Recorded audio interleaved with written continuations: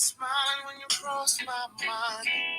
Looking forward to the next year. Words like exclusive forever, and I do with so much conviction. Yes, I feel like static and elated. Oh, we've come so far. It feels like we can make it. You make me feel like some kind of way. Some kind of way. Oh, yeah.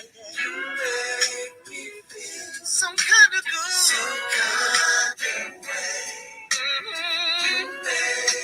Like people do, all I need is you. Hey, Sierra. You make me feel.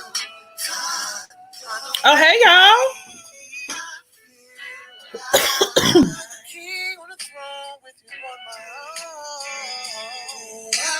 How y'all doing? What's going on?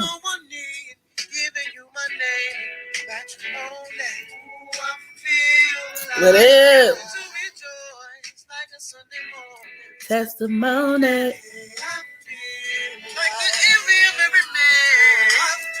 Like this is the most high thing. Darling, I hope you'll always be. What y'all doing now? You mean the world to me.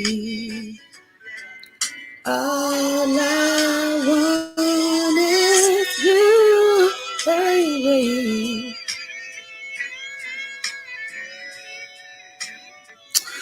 Okay.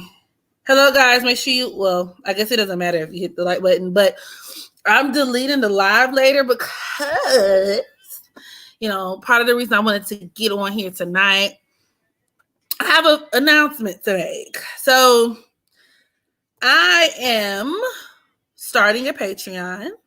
Okay. I'll hit you guys up with a link, like an actual link, when I'm actually ready.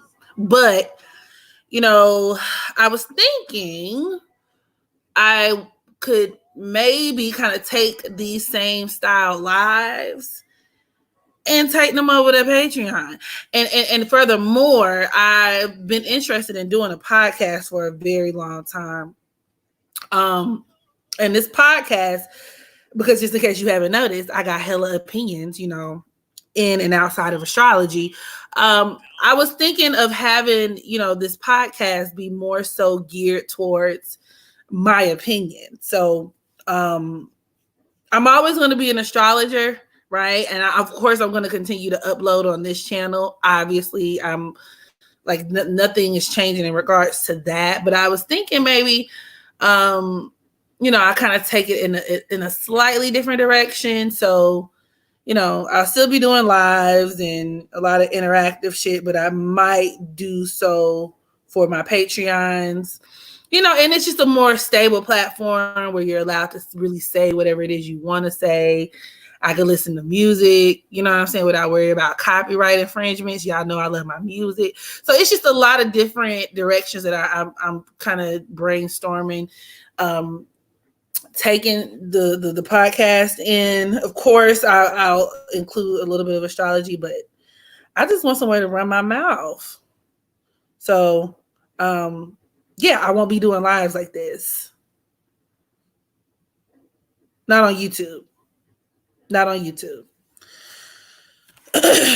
So this is actually going to go down. There are going to be different tiers, blanks. So basically, and I'm kind of still in the brainstorming process, trying to figure out what I want it to look like. But of course, it's going to be affordable. And of course, this is by, you know, no means me trying to be like, I'm trying to hustle the kids. I'm trying to goop the children. Like, if you're able to do that, that's great. If you're not, you know, that's fine too. I think the lowest tier is like $5 or something like that. $5 a month. That's what people spend more than that on food. I know I do. Big girls spend way more than that on food. So, you know, but you know, at my highest tier, my top tier, I'm thinking of offering like monthly transit readings, to my exclusive Astro family. And then, like I said, it'll basically just include lives like these, podcast style, but it won't be like exclusively astrology content. So that's something I wanted to make very clear. It's not really like necessarily like a educational or informal astrology podcast. It's more so Megan talking shit, featuring astrology and whatever else I want to include at the time, at the moment. Which is essentially what these lives are, right? Yeah, people can't be themselves on YouTube. They really can't. It's a lot of censorship. A lot of censorship. So quarantine been kicking your ass. And that's another thing. YouTube censors my comments. Like I gotta go back and approve the comments that have curse words in it. And y'all know I love to cuss, and I want y'all to be able to cuss freely in my comment section. But for some reason, YouTube is just censor. So yeah, that was my announcement. But now that we're here, I'm down to talk about whatever y'all want to talk about. You know what I mean? Did y'all hear that the video that came out with the guy Amari Aubrey, I think his name was? Hell yeah, fuck YouTube. Now, in my last live, when I did his birth chart, I made it abundantly clear that I don't give a fuck what the motherfucker did. He shouldn't have been gunned down, right? And y'all know how the media does. You know the narrative, you know the vibe. So after somebody dies, they're digging to assassinate their character. But in that same breath, I also wanted to be truthful to what I saw in his chart. And I basically pointed out the fact that, yeah, my man did very much have a history in crime. He definitely was like a thief and whatnot. Once again, not justifying his murder. I just thought it was interesting that after that, all that came out. So basically, it like confirmed everything I saw in his chart, the totality of it. But once again, I don't give a fuck if he stole every day of his motherfucking life. He was, but I mean, it is what it is. Like, okay, so he had a criminal history, or he was a thief. Like I said, I don't care what he is. We got a whole motherfucking Ku Klux Klan member could come and shoot you in your head right here on tonight, and they will be given the liberties of being put in handcuffs, taken to jail, put on a trial. You see what I'm saying? And just if you know the history of it all, like historically speaking, they've always used crimes and Black people, committing crimes to kind of scapegoat us into whatever narrative that they're trying to paint. Whether it's trying to fluff up the statistics to make it seem like we commit these crimes at a disproportionate rate, or using it to justify why we were hung, or why we were, shot down in the middle of the street. They got to do something to kind of desensitize people, because it'll be kind of extreme just to shoot somebody, right? So of course there always has to be an angle. And given that most people are not perfect, right? I mean, think about all the white people who out here stealing and shit. So I mean, so it's not even to confuse or to conflate the two. I just thought it was interesting. Yeah, right. But did they have any proof that he stole? You mean?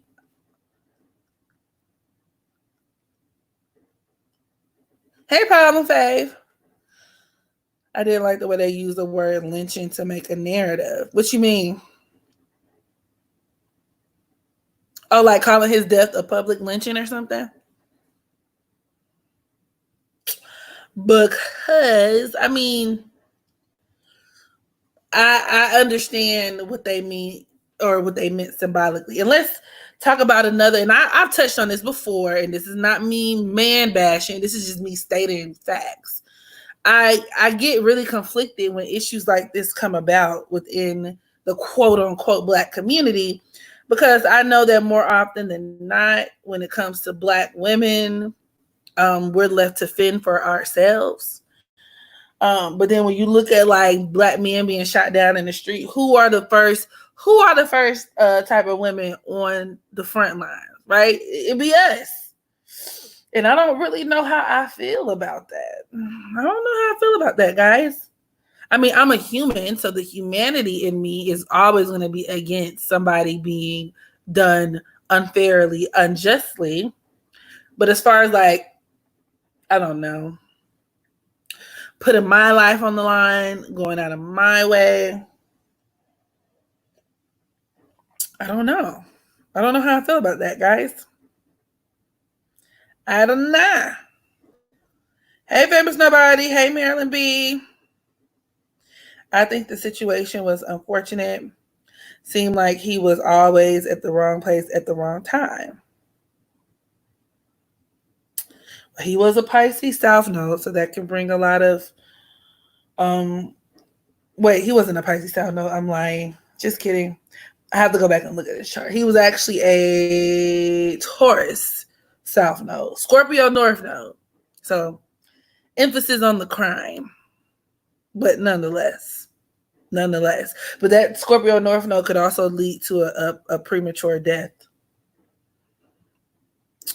It was a modern day lynching. Yeah, I could see that. Black women, yes. Especially, yeah. Mm-hmm.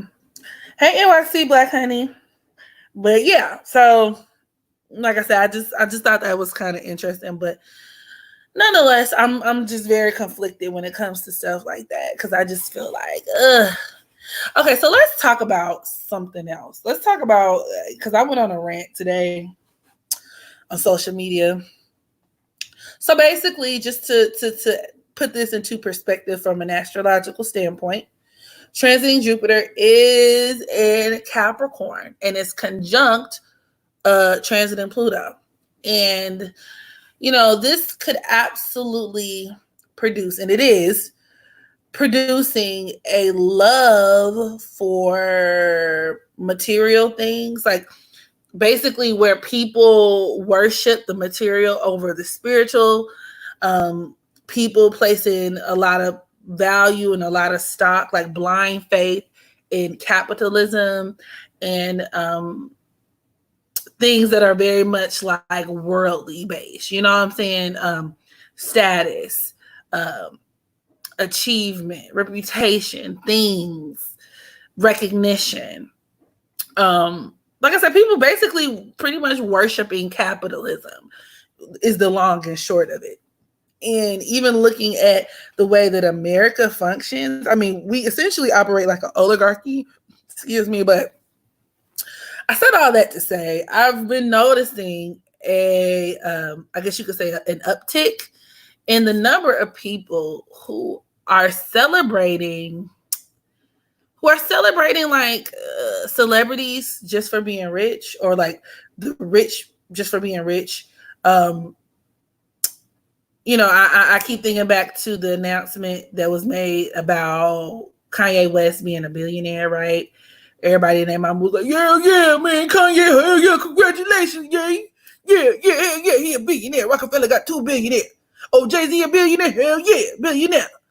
And then most recently, you know, it was revealed that, what's the guy's name from Amazon? Jeff Bezos is going to be, like, basically he's projected to be a fucking trillionaire, not millionaire, not billionaire.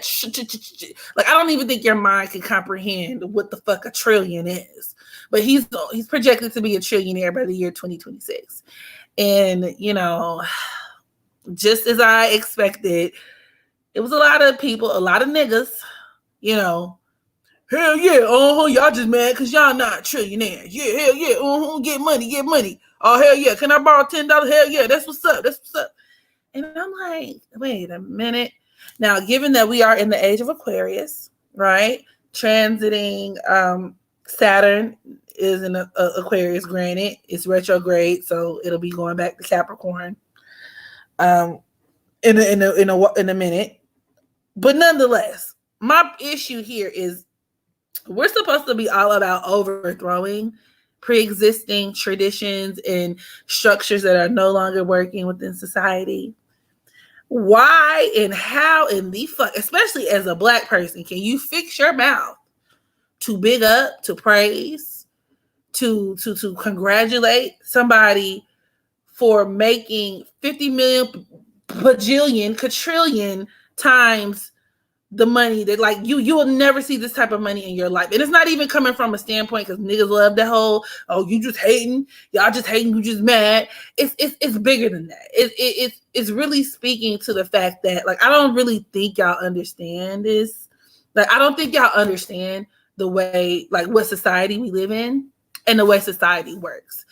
Because a lot of us have internalized capitalism, especially Black people, because, you know, historically we have been at the bottom of the totem pole. Economically, we have been destitute, and a lot of us overcompensate by worshiping the very system that is oppressing us, which makes absolutely no motherfucking sense.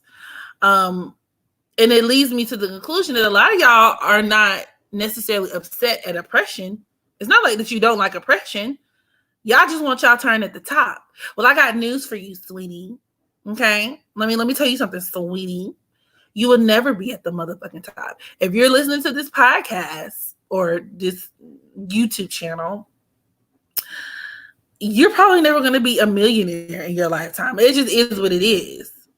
And that's on period. And I've been saying this for a very, very long time, actually. But I am impressed because I do see a few people kind of waking up.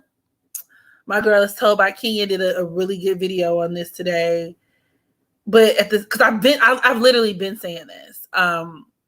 But it's just like, it disturbs me that there are a lot of people who are really on board with sucking famous people's dick, like celebrity dick, rich people dick, people who you do not know.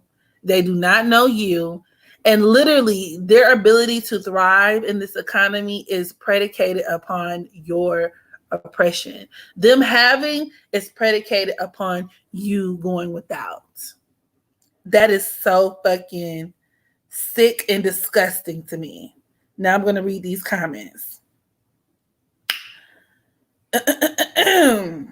Yeah.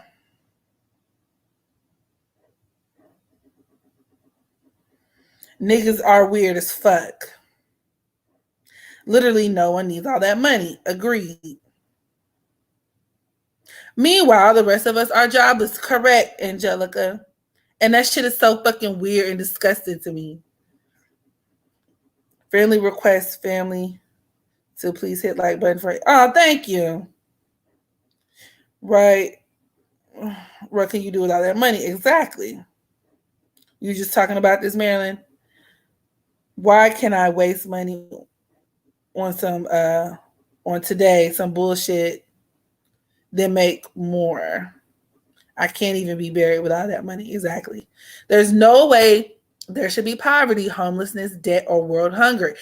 Exactly, famous nobody. Or people who can't even drink clean motherfucking water. Okay. Come through Flint, Michigan. But that shit is just, what the fuck? Ain't no reason someone should have all that money. And there are people starving. Exactly. Looking for places to lay their head. Exactly. Okay, Robin, let's be very clear. You can manifest your reality. But even with the whole manifestation thing, you got to be realistic. Okay? Your what's the word? Your spirit guides, your ancestors, they are, and let's be very clear too about something else too, because number one, all of us have life paths that we're supposed to like accomplish, or we're supposed to live up, you know, live up to, essentially. And this is where that whole like the spirituality thing kind of gets a little dicey for me, because I know a lot of, or some people would argue like, oh, well, as somebody who's a spiritualist, right, you can manifest whatever you want, so don't put limits on whatever the fuck it is you want. Well, at the same time, you know, like I said, no matter what type of spirituality you subscribe to, sweetie, you're gonna still have to be based like very much reality based, or else you're just gonna be looking stupid.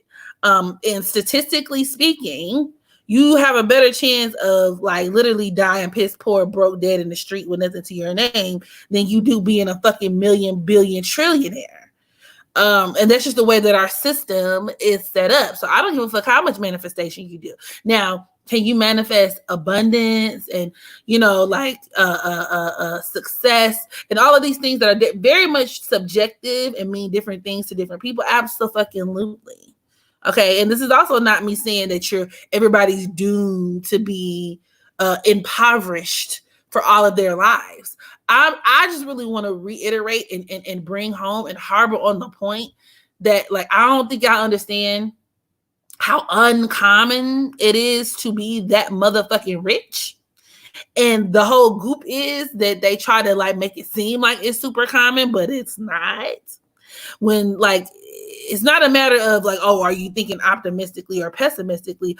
Our system, the way it's designed, is literally built to only have a certain amount of people be able to accomplish that. And the ones who do sacrifice some things. And if you want to get very spiritual about that, there are certain people who are built for that.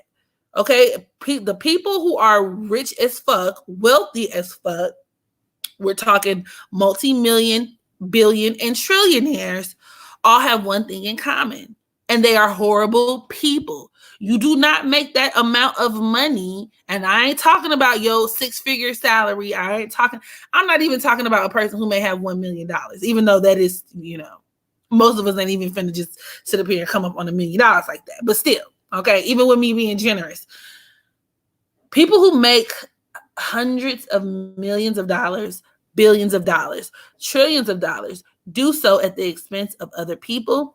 They do so at the expense, oftentimes, of their own spirituality. They often do so at the expense of people who have less than them. Oh, that's right, you and me.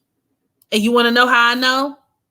Check that stimulus bill. Go look up what the fucking first round of that stimulus bill that was passed and agreed upon by both Democrats and Republicans.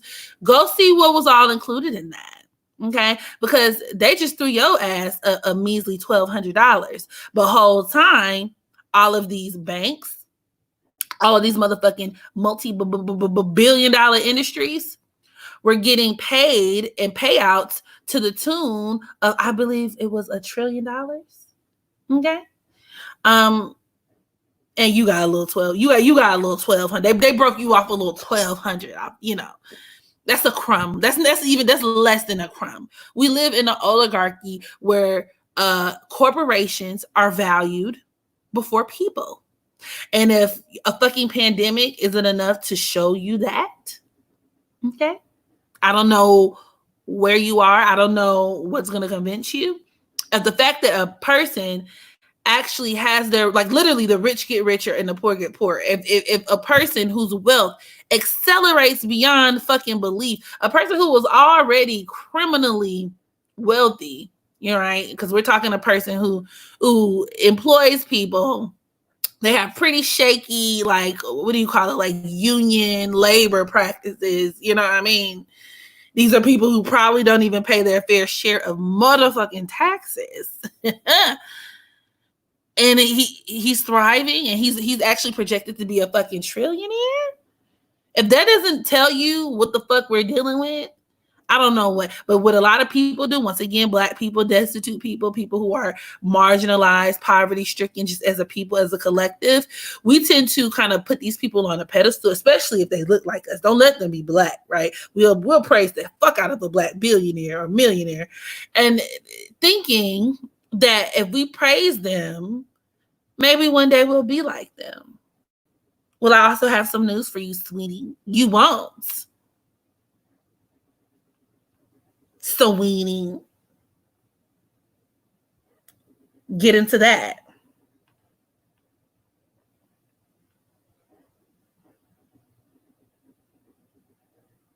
I don't worship none of those folks. It's sad how people praise these folks like Bill Gates and so on.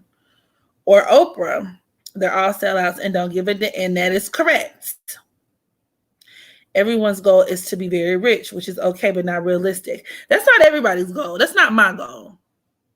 But I do agree with you. It's far from realistic. So at a certain point, I'm gonna need people to just like snap into reality and start fighting for your own rights. And that's the reason why we are able to live in such a fucked up ass ghetto country, a country that, you know, where a whole pandemic pop off and we ain't got universal health care. You know what I'm saying? A country where we don't get mandatory paid leave, or women don't get paid, you know, what, pregnancy time off or whatever the fuck it's called, maternity leave, right? It's not mandatory.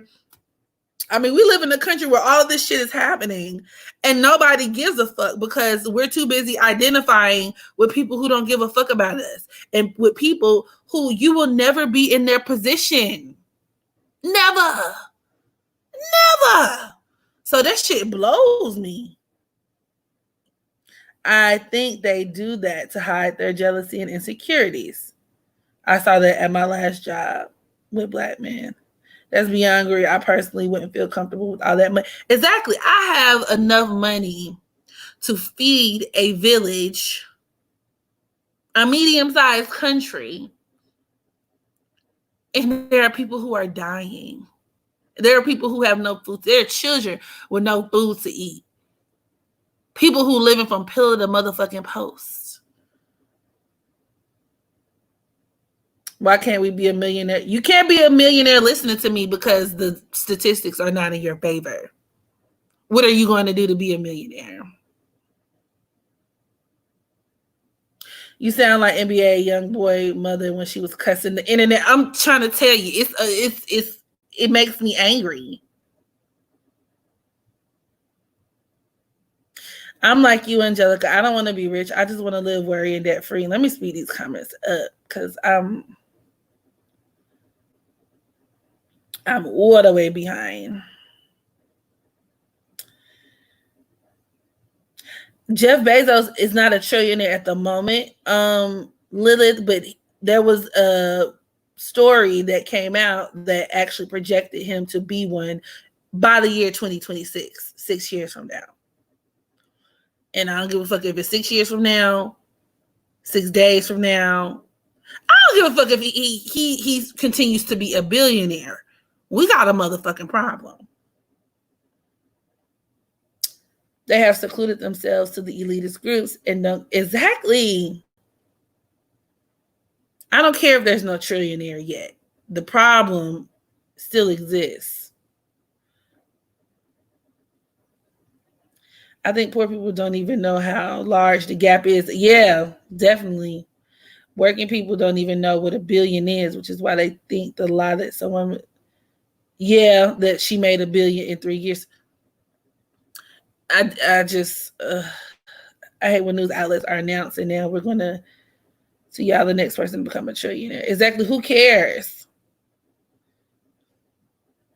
Having 100 billion is damn near criminal. Yes, Lilith. 10 times that amount. Hopefully that would never be number. It's sickening. Hey, Firewater. But like I said, this goes back to that Jupiter conjunct Pluto and Capricorn. People are literally worshiping wealth, worshiping material items. And you know what they say now? You know, Capricorn is also one of those signs that is associated with the devil. I mean, especially if you practice tarot. And you know what they say now. You know, if you like biblically based, and for all my Christians out there, you know what I mean? Money is the root of all evil. There's something to that. There's something to that. So what are y'all worshiping? And I ain't no Christian, but you know, the Bible is very abstract, and there's a lot of intersectionality with astrology, a lot of intersectionality, which is basic proverbs and principles that need to be understood. And a lot of people are worshiping what y'all call them, false idols. I think that's what the Christians call it. Yes, we are living in an oligarchy, meaning the wealthy, you know, when a lot of people like to say the democracy, like, right, we live in a democracy, but a democracy would imply that everyone gets a say so in whatever the fuck is going on, right? That's not true.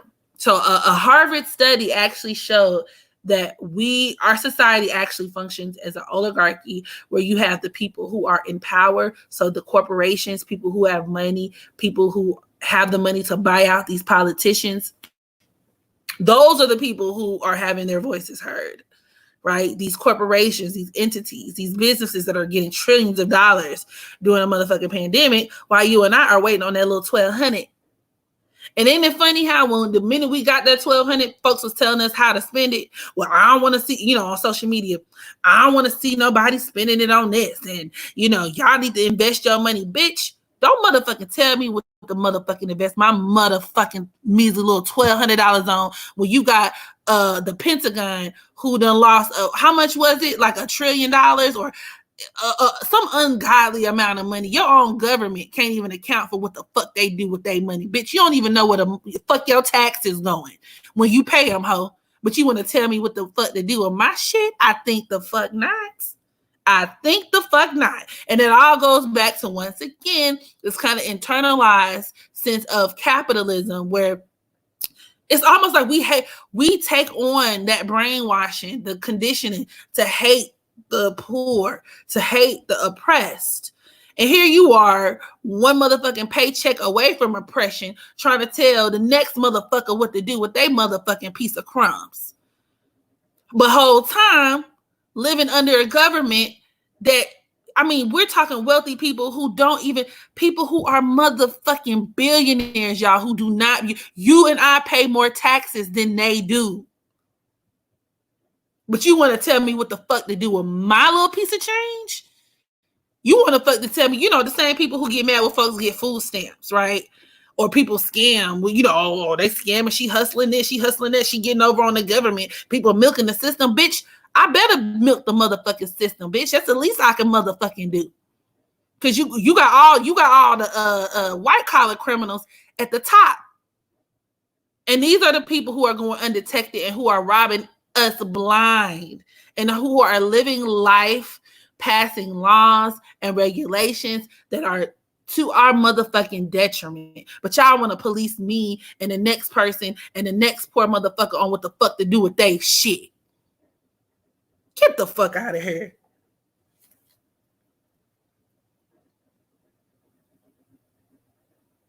He is going to be a trillionaire one day.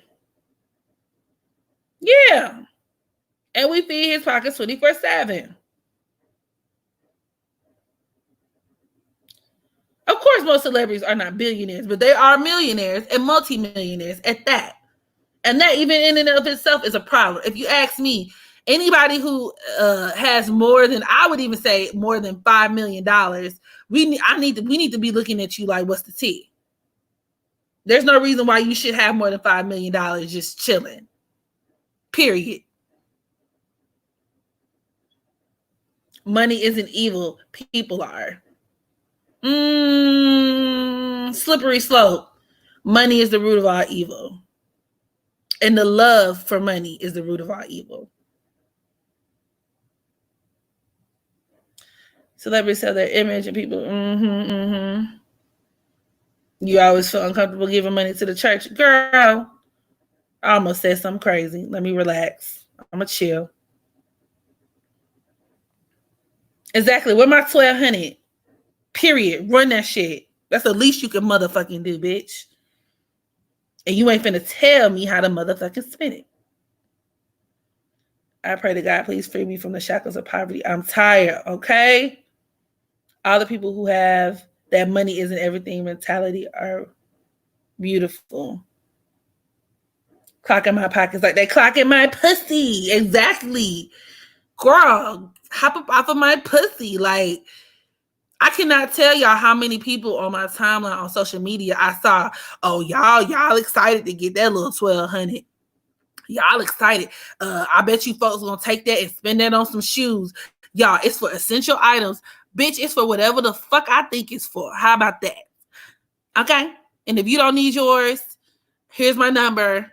You can go ahead and send it to me. How about that?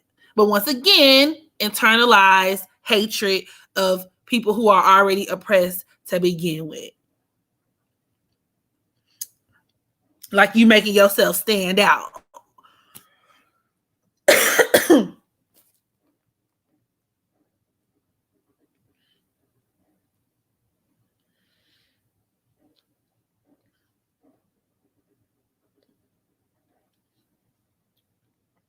Okay, the system still owes reparations. Come on, Angelica.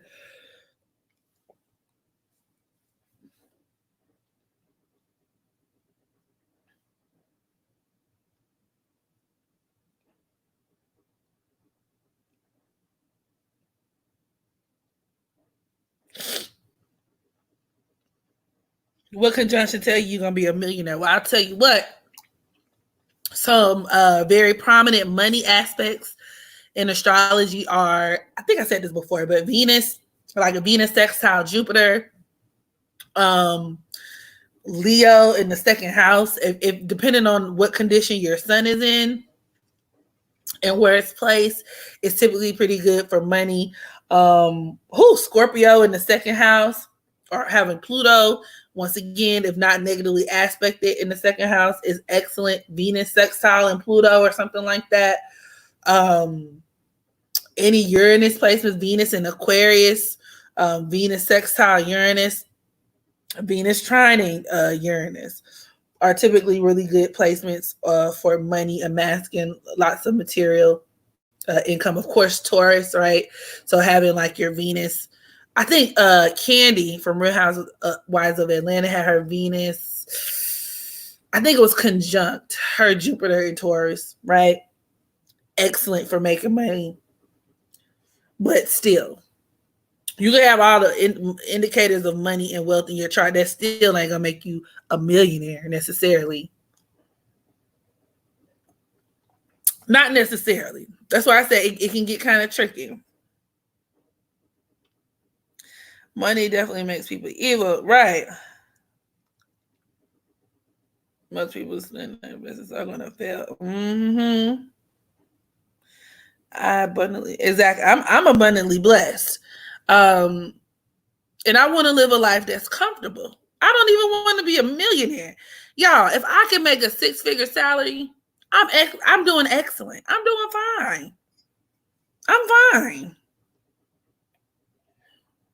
Enough money to be able to, stack up, take care of what I need to take care of, and live the way that I want to live and provide for my child. That's it. That's all, Pooh. I don't need millions and trillions and billions of dollars. Come on, Firewater. People always talk shit about food stamps. However, corporate welfare is the biggest thief on the block, and you better motherfucking believe it. And that's exactly what an oligarchy is. It's a system, a government where the corporations are raiding the national treasure chest. So instead of you and I, you know what I'm saying, actual people who can get put out on their ass, right, when we don't have a job or when we can't pay our bills, instead of us going to the government saying, hey, I need some money, I need some this, they make us feel bad about that, right? We're scum. We're lazy. We're poor. We're broke. We broke ass bitches, tired ass hoes. But these corporations with fucking $1 billion network, $1 billion worth of assets and liquidation, and already don't pay taxes to begin with, when some shit pop off, they can go to the government talking about they want trillions of dollars off. But don't nobody preach at them about how they managing their money. Huh? Why is that, sweetie? But you're preaching at me? I'm confused. What's the disconnect? What is the disconnect? I feel you, Queen. I've been saying we need to pull on Bill Gates and man, smoke his dumb actually. But that's not even gonna solve the problem. Unknown billionaire, unknown billionaire. It's literally it's a system. He's a part of a system.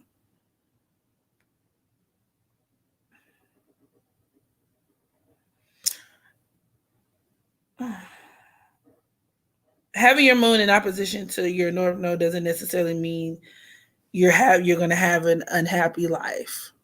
It means your emotional behaviors and patterns might get in the way of you becoming a more evolved version of yourself. So you might have to put a lot more effort into balancing out certain qualities within your personality, but it does not doom you to an unhappy life.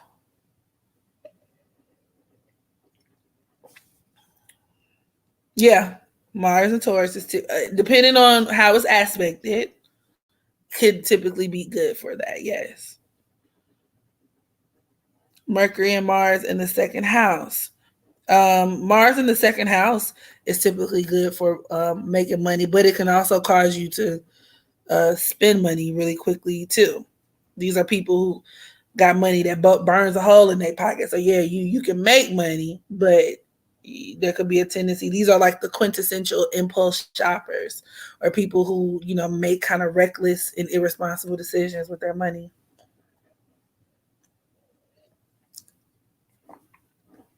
Go to Africa, we have to come on. Okay, so that's I'm gonna stop you there, Janae. I ain't going to no motherfucking Africa. Okay. I don't identify with the African experience. My people's from Mississippi.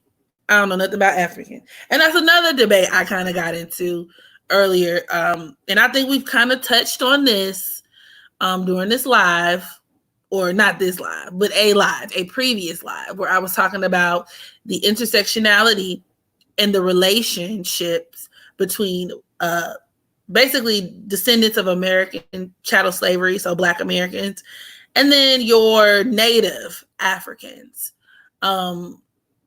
Yeah, I don't really identify with that experience, so I would not go to Africa. I just wouldn't.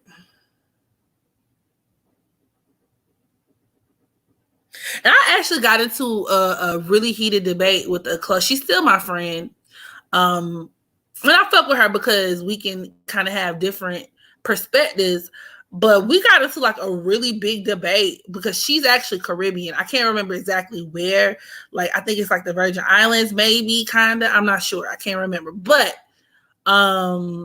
basically, it was somebody was posting something on Facebook that pretty much said something to the extent of like, oh, well, if you're a Caribbean or a child of an immigrant, basically our parents have been telling us we've always been drinking sea moss gel, and we've always been doing this and doing that and eating this and doing that for our well-being, and y'all are just now catching on. But the whole time, when we were younger, you used to make fun of us for doing this and make fun of us for doing that. Now Black Americans want to hop on board. I'm kind of paraphrasing here, but that was kind of like the sentiment, right? And my response was, okay, bitch, you want a motherfucking cookie? The fuck? Like, I don't understand. Like, when a lot, and that's where a lot of my friends and a lot of my, like I said, my immigrant friends or non-Black American, my Black non-American, whatever you want to call it, friends, like, that's where we kind of miss each other, because a lot of them still have this chip on their shoulder from being made fun of or being called African booty scratchers or whatever the case may be when we were kids. And my issue with that is, like, if you understand the dynamic of the Black American and the plight of the Black American, you understand that we have been fucking brainwashed. A lot of us still are.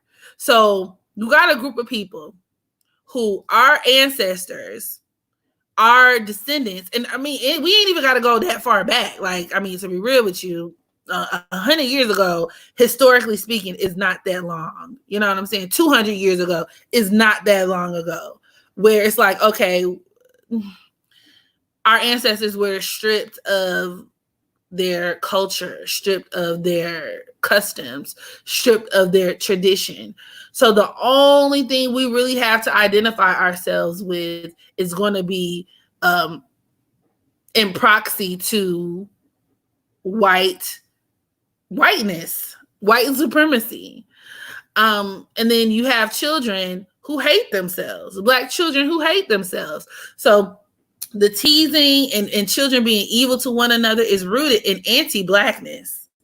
It is what it is. It's rooted in anti-Blackness.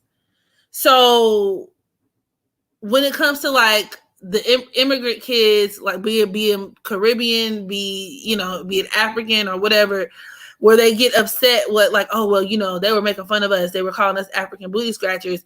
But the tea is, as children, we were just as much as victims because we were actively being brainwashed and oppressed by white supremacy, number one, which even caused us to adapt or adopt those anti-Black beliefs. But then also number two, if our issue, right, was with anti-Blackness, I don't know if y'all remember this, dog, but Caribbean and foreign children weren't the only kids who were called African booty scratchers. Like, they weren't the only ones who were disparaged for the color of their skin or whatever it is that they had going on. You could be Tyrone or Montreal and them from around the corner, but if you was like 2 shades too dark, niggas was finna call you an African booty scratcher or a Black ass bitch, or they coming out with the Black jokes and da-da-da. So it was, like I said, rooted more so in anti-Blackness than it was strictly like, okay, your particular culture, or like children within the diaspora roasting each other just for the sake of like, children don't even have that understanding of like, okay, well, this particular diaspora, I got a bone to pick with them niggas. No, children are like, okay, well, you might eat certain stuff that's weird, but ultimately it's based on like, okay, are you too Black? Are you too this? Okay, I'm gonna call you a crunchy this. I'm gonna call you a crunchy that. Like, I don't get it. Like, so I never really understood that argument. I never understood it. You think it's a lack of understanding from both sides? I can see that, Marilyn.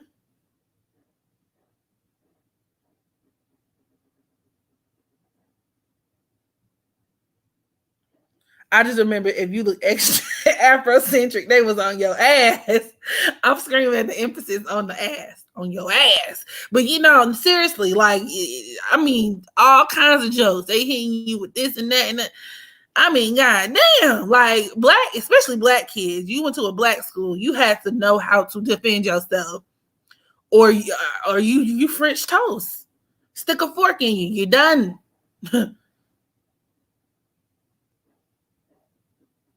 Everybody roasts each other. That's right, Lilith. So I guess I say that to say, fast forward to adulthood, you do have a lot of people, a lot of Black, non-American or immigrants, descendant of immigrants, first, second generation children who are like upset and like they go out of their way to take shots at us, right? And they go out of their way to be like, to imply that we're cultureless. And I'm like, so here's the gag, right? Because the argument actually came up like, well, if Black Americans, if you were given your culture by your oppressor, then how can you turn around and get mad at us and saying that, we get to dibble and dabble in y'all's culture? And here's the thing. We were given a culture based off of our, proximity to white supremacy. But as Black people, and if you've done any type of research on the post-slave, even during slavery, but the post-slave era on after that, Black people created their own adaptations to it. Anything we touch, we're innovative. Black Americans, anything we put our hands on, we innovate that shit and make that shit 10 times motherfucking better than how we found it. You feel me? That's why you got so many Black people who have been erased from history. So many unsung heroes for their inventions and their contributions to society. Because we had to take nothing and make something out of nothing. And 9 times out of 10, we did that shit. So, and that's why we get so upset when cultural appropriation happens, right? Because otherwise everything would be the same. So we're not finna just sit up here and act like Black people, Black Americans don't have any culture at all. We have our own folklore. We have our own historians. We have our own storytellers, right? So, I mean, we have our own, even artistically speaking, and this is even just outside of quote unquote hip hop, hippity hop, which we know is already infiltrated in and of itself. So, I mean, whatever. But it was a whole like back and forth on that, and it just upset me a little bit because she had said something like to the effect of, well, why would you? What did she say? Why are you going in, or how are y'all angry at the people who are the only reason that y'all are free? And I was like, wait a minute. Wait a good goddamn minute. Because last time I checked, Black Americans, meaning like my ancestors, were the ones who paid the price so that immigrants could come here voluntarily and reap the benefits. So, I mean, it just is what it is. One is not, I have love for everyone, and I don't feel like one, and I do have friends. Me and the girl I was debating with are still friends, and that's still my girl, and I still love her to pieces. But I do think it's very important to have these conversations, though, because as somebody pointed out in the chat, I do feel like it is a certain misunderstanding on both sides. But I do feel like, in general, as a Black American, our side tends to be brushed aside. I feel like people don't really have that much respect for us because they feel like, okay, who gives a fuck, right? Y'all don't have a culture. Y'all don't have a specific, you know what I'm saying, custom or whatever the fuck that y'all come from. Who gives a fuck? Y'all are some dysfunctional hippity hoppy motherfuckers anyway. Look at y'all. And that is kind of like the underlying belief. And so anytime we kind of speak up and say, hey, wait a minute, you know what I'm saying? Now it's a whole issue.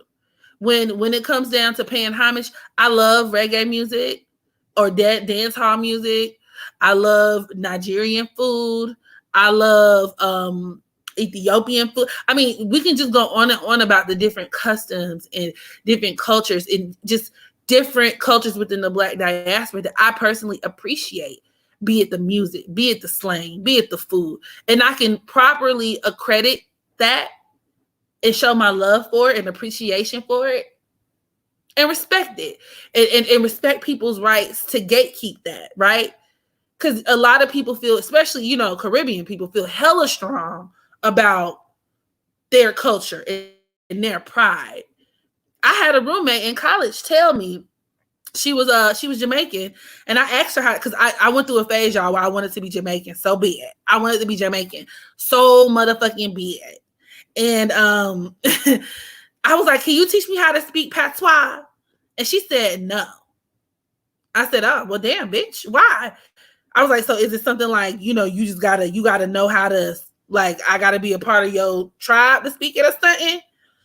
And she was like, basically something like that. And I'm like, all right, cool. You know, I was a little salty, but you know, this is your culture, right? I can't get mad at you gatekeeping your culture. Like, okay, well, bitch, a little stingy, but okay, whatever. But on the other hand, you get to dibble and dabble in my culture when you want to, right? Using our slang, yeah, shawty, that shit crazy, whatever. You know what I'm saying? Oh, that's a dub. That's a motherfucking this. That's a what? Oh, I love that song. Hell yeah, rapper. But I'm like, wait a minute. Now, if I tell you to watch your mouth, or if I tell you to pipe down, or if I tell you I don't like the way that feel, or you know what I'm saying? Now y'all want to treat me like I'm crazy, or treat me like I'm like, I don't know what the fuck I'm talking about, and I need to shut the fuck up because you ain't got no motherfucking culture. That's the shit I don't like. And that's where we're gonna bump heads every motherfucking time. I feel like everybody can appreciate everyone for who they are and what they bring to the table. But I feel like because of our unique experiences as Black Americans, we have a very unique plight, y'all. And a lot of our culture is dysfunctional. And I'm not going to lie about that. But that's not all of it. It's not all of it. All of our culture is not hip hop and rap and ribbity, fuck that bitch, fuck that, and broken households and crack babies. That is not all our fucking culture, bro. And that's what makes us magical. That despite all of the shit that we've been through, a very specific plight and a very specific struggle that our ancestors, on some like ancestral curse type shit, like that they had to go through, that even then we can look back and find so much good, be it via the arts, like I said, be it via inventions and other contributions to history. That shit is amazing to me. And I don't like when people try to disrespect that or take that shit for granted. And you know, I'm a Cancer South Node, y'all. So like I be very like I'm about to ride or die about mine. Like my people, I feel very connected and close. I got a very special walk with my ancestors. So, you know, the ones who was in America, at least. I don't know the ones who you know pre the boat ride. I don't know them. I'm not familiar. But my family goes back to Alabama in the 1800s. That's about as far as I'm aware of.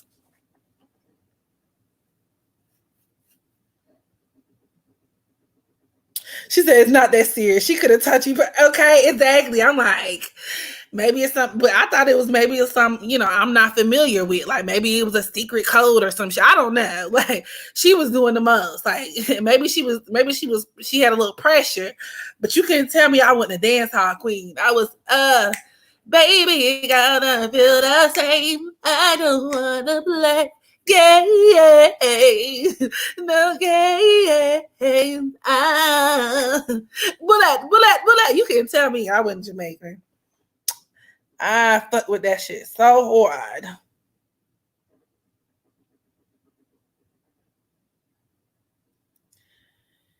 Yeah, like whoa, Vicky, bad baby. Yeah, I never had that experience. All the people I know are so welcoming and accepting of other people's culture and willing to learn. And that's excellent, Marilyn. That is excellent. And maybe, you know, this is just my bias because once again, with me being a Cancer South Node, I do have encounters and issues with either like other races, other cultures. You know, and I'm a Sagittarius. So it's just, I naturally like, I love new experiences and new diverse experiences, but I do feel like I tend to attract some of the more negative encounters from certain cultures. It just is what it is. Lives from the Jamaican roommate. I'm from the Caribbean, and a lot of Jamaicans are known for being a little bright. She was just being stingy with it. Yeah, I was Jamaican people were so they were okay. So she was just a hating ass bitch. Then people have to stop being so close-minded and thinking that they know everything about other people's cultures. And exactly, I agree, Marilyn. The Jamaican lady at my job speaks fluent Bohemian. Oh no, you said fluent Blamerican. The best thing is teaching the homies our language because we can talk shit around people.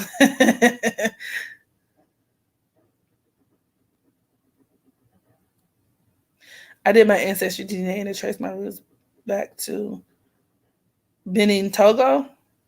The test was accurate. It traced my family back to Honduras. And I'm from there. Wow. Hey, Camelia. Oh, wow. I really want to do one of those. I want to do an ancestral test. And just to touch on it, you're right, Firewater. We do have a motherfucking culture. And a lot of people stole it the entire world. So.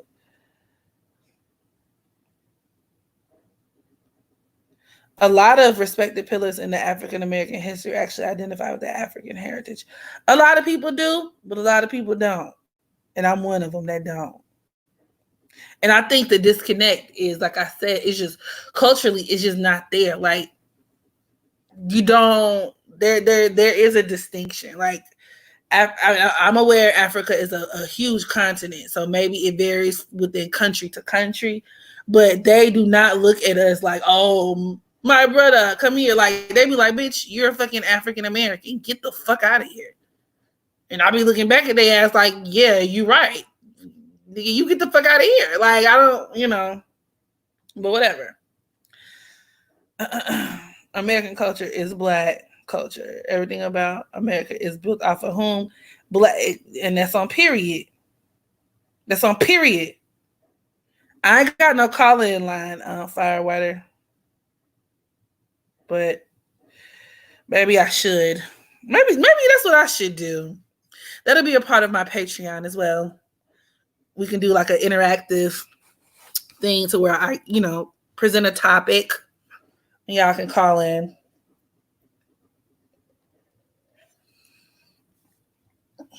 I don't want my DNA to go to China. Who said your DNA going to China? Chinatown. That's what they say. They say your DNA, but I don't really care about that. He was like, sell or no sell. Yes, my coworker dates nothing but Africans, and she said they hate us. Ugh. Wow. That's sad. We're going to do a redefined print. Ancestral DNA tests are for entertainment purposes only. Do you think white Americans have culture? Oh, well, actually, I take that back. White Americans do have culture, and it includes stealing, forgery, fraud, harassment, terrorism.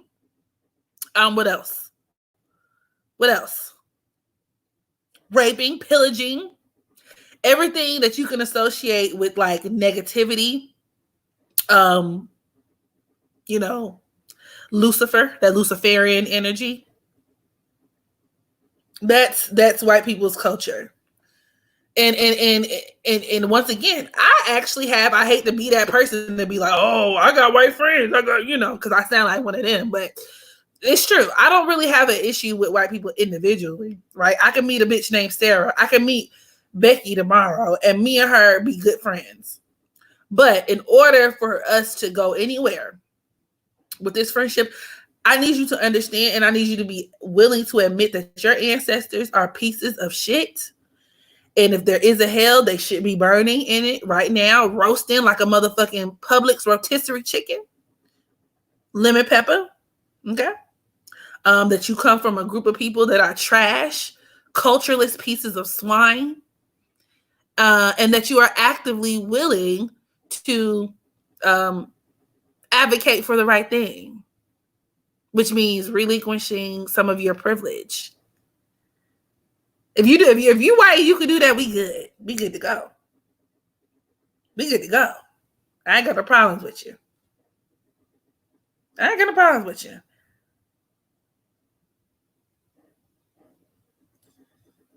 I apologize. I don't think I have any white subscribers. I mean, if I do, they're not in the chat. If you're white, I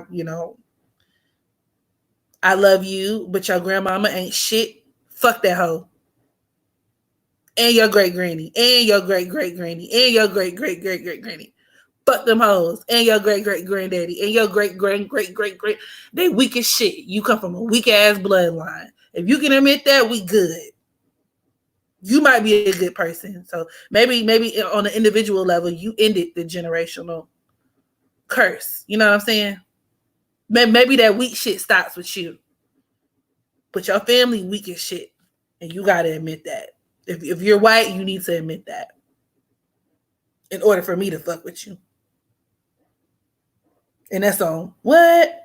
Period.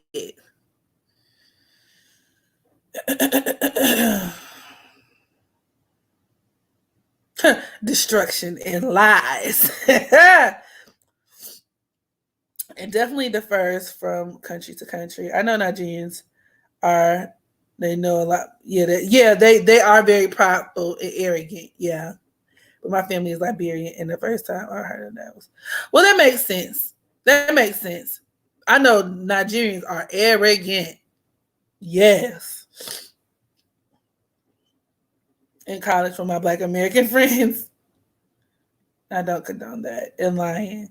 And then turn around inappropriate. Yes. Do Latin. Of course, Latinos have a culture. Like now, we can have a conversation about, their origin, like the African ancestry and whatever the fuck, But I mean, they have the Latinos and Latinos, the Latinx community. I ain't got nothing to do with that. That ain't, kind of how I feel about even just like, Native African culture. It's like, I respect it for what it is. I don't know much about it, but I'm not going to say that they're cultureless. The only cultureless group of people are white people. Let's be very clear. Or the culture that they do have is predicated upon them stealing and taking everybody else's shit. White people say it's Jewish culture. I've actually heard that before. Do the Jews have a culture? Because Jews are actually, what do you call it? Like the KKK. They don't like Jews either. So I'm not saying Jews are on the same level as us because they still white. They're still white first, but I would say they might have a bit more culture than most white people. I'm not really familiar with the Jewish community and everything that's going on, but I just know from a historical standpoint, a lot of Jews have been discriminated against. So, I mean, there's that. But let's be very clear. I mean, I'm not trying to play the oppression Olympics or anything, but whatever. A serial killer was caught after a family member did and they need to admit their own privilege on today.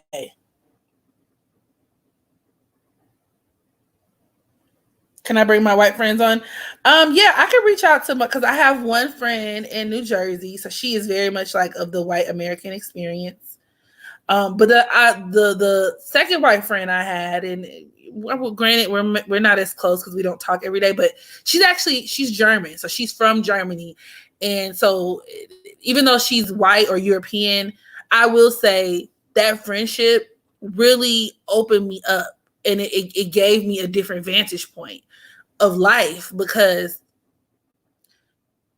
Granted, I understand that like anti-blackness is a global thing, but you would be surprised at how a lot of other cultures in a lot of other countries, for the most part, they're not as like it's not as bad as America. America is a shit show hellhole, and has been since its inception. But I said that to say I remember because when I was in school. I don't know if you guys remember Kendrick Johnson, the case where the young black boy was killed and rolled up in a gym mat, in Valdosta, Georgia. I went to Valdosta State University. So this crime occurred literally down the street from my university, at the high school down the street from my school. And when it happened, before it became mainstream news, when a lot of the Georgia detectives were actively trying to suppress the facts of the case and doing a whole bunch of cover-up bullshit. I went to a PWI, right? Publicly white institution or whatever. So the only people who really showed up to protest and really make a big deal out of it were the Divine Nines, the Greeks, you know what I'm saying? And then just regular people, black kids on campus. And around this time, my friend Carolyn from Germany, like I said, she literally came to Valdosta from Germany. She spoke broken English, and she went with me. She went. She was one of the only white faces in that motherfucking protest. And when I was explaining to her what the issue was, she was so disturbed. She was so traumatized and disgusted. And she was in such a disbelief that the state of affairs could exist like that. Because in Germany, they taught them that, okay, yeah, slavery happened. And then Martin Luther King had a dream. And then they marched for freedom. And hey, look, at the time, Barack is president and everything is excellent. So for her to come to South Georgia and see shit like that happen in what was then, 2014, she was disgusted. She was like, what the fuck is going on? She couldn't believe it. She was more upset than I was. And that's saying something. And every chance she got, she was saying like, this is disgusting. And she would differentiate, she would other herself, like, you white Americans, y'all are some fucking crackers. Y'all are some fucking disgusting ass motherfucking crackers. And I was like, that's my motherfucking bitch. I fuck with her. And we got along like two peas in a pot. She was at I brought her to all the little trap house parties. And she was, you know what I'm saying? Like, we had fun. That was my girl. But once again, it was a different experience, and it was very refreshing because she wasn't brainwashed with a lot of that Americanized racism, anti-blackness. As a matter of fact, I think it was the opposite. In Germany, a lot of white people fetishize Black people, which is a completely different issue within itself. Because I remember her saying that she did not see a lot of Black men in Germany. So when she got to America, she was hanging out with me, you know what I'm saying? I was a city girl at the time. So, I'm making my way through the ball players, the athletes, I'm zipping and zooming it and swerving it and grooving it. And she was right there alongside me because she wanted that Black dick. And she made it very clear. I love me some Black men. I could never be with a white man. Their lips are too thin. That's what she told me. I said, okay, then. She said she wanted to have Black babies. I said, okay, well, girl, you in the perfect spot. Get you some dick. But nonetheless, I did find it a lot easier to appeal to her humanity. Like, you could tell she came from a different background.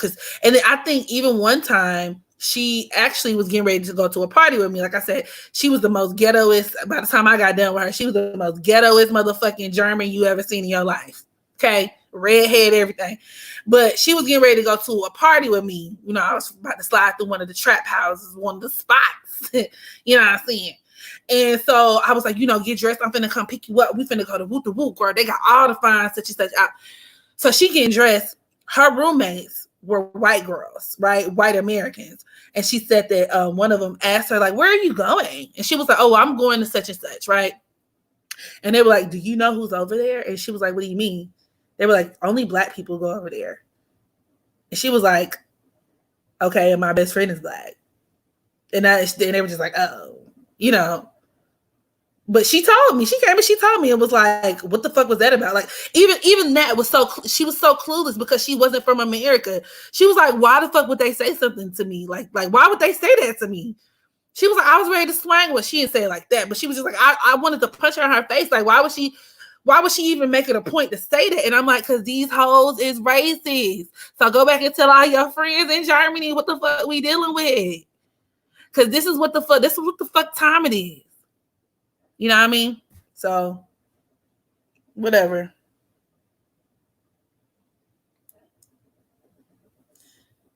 It's not always easy being close to white people. They think they understand shit, but they don't. Exactly. But once again, I want to say, I think it's more so white Americans. Granted, I do understand racism happens. It's a global concept, so let's be very clear. But like I said, from my vantage point, having friends who are white Americans and having friends who are white but not American, I find that the non-American white people are a lot more adaptable, a lot more understandable. You know what I'm saying? A lot more understanding, and they can kind of, whatever.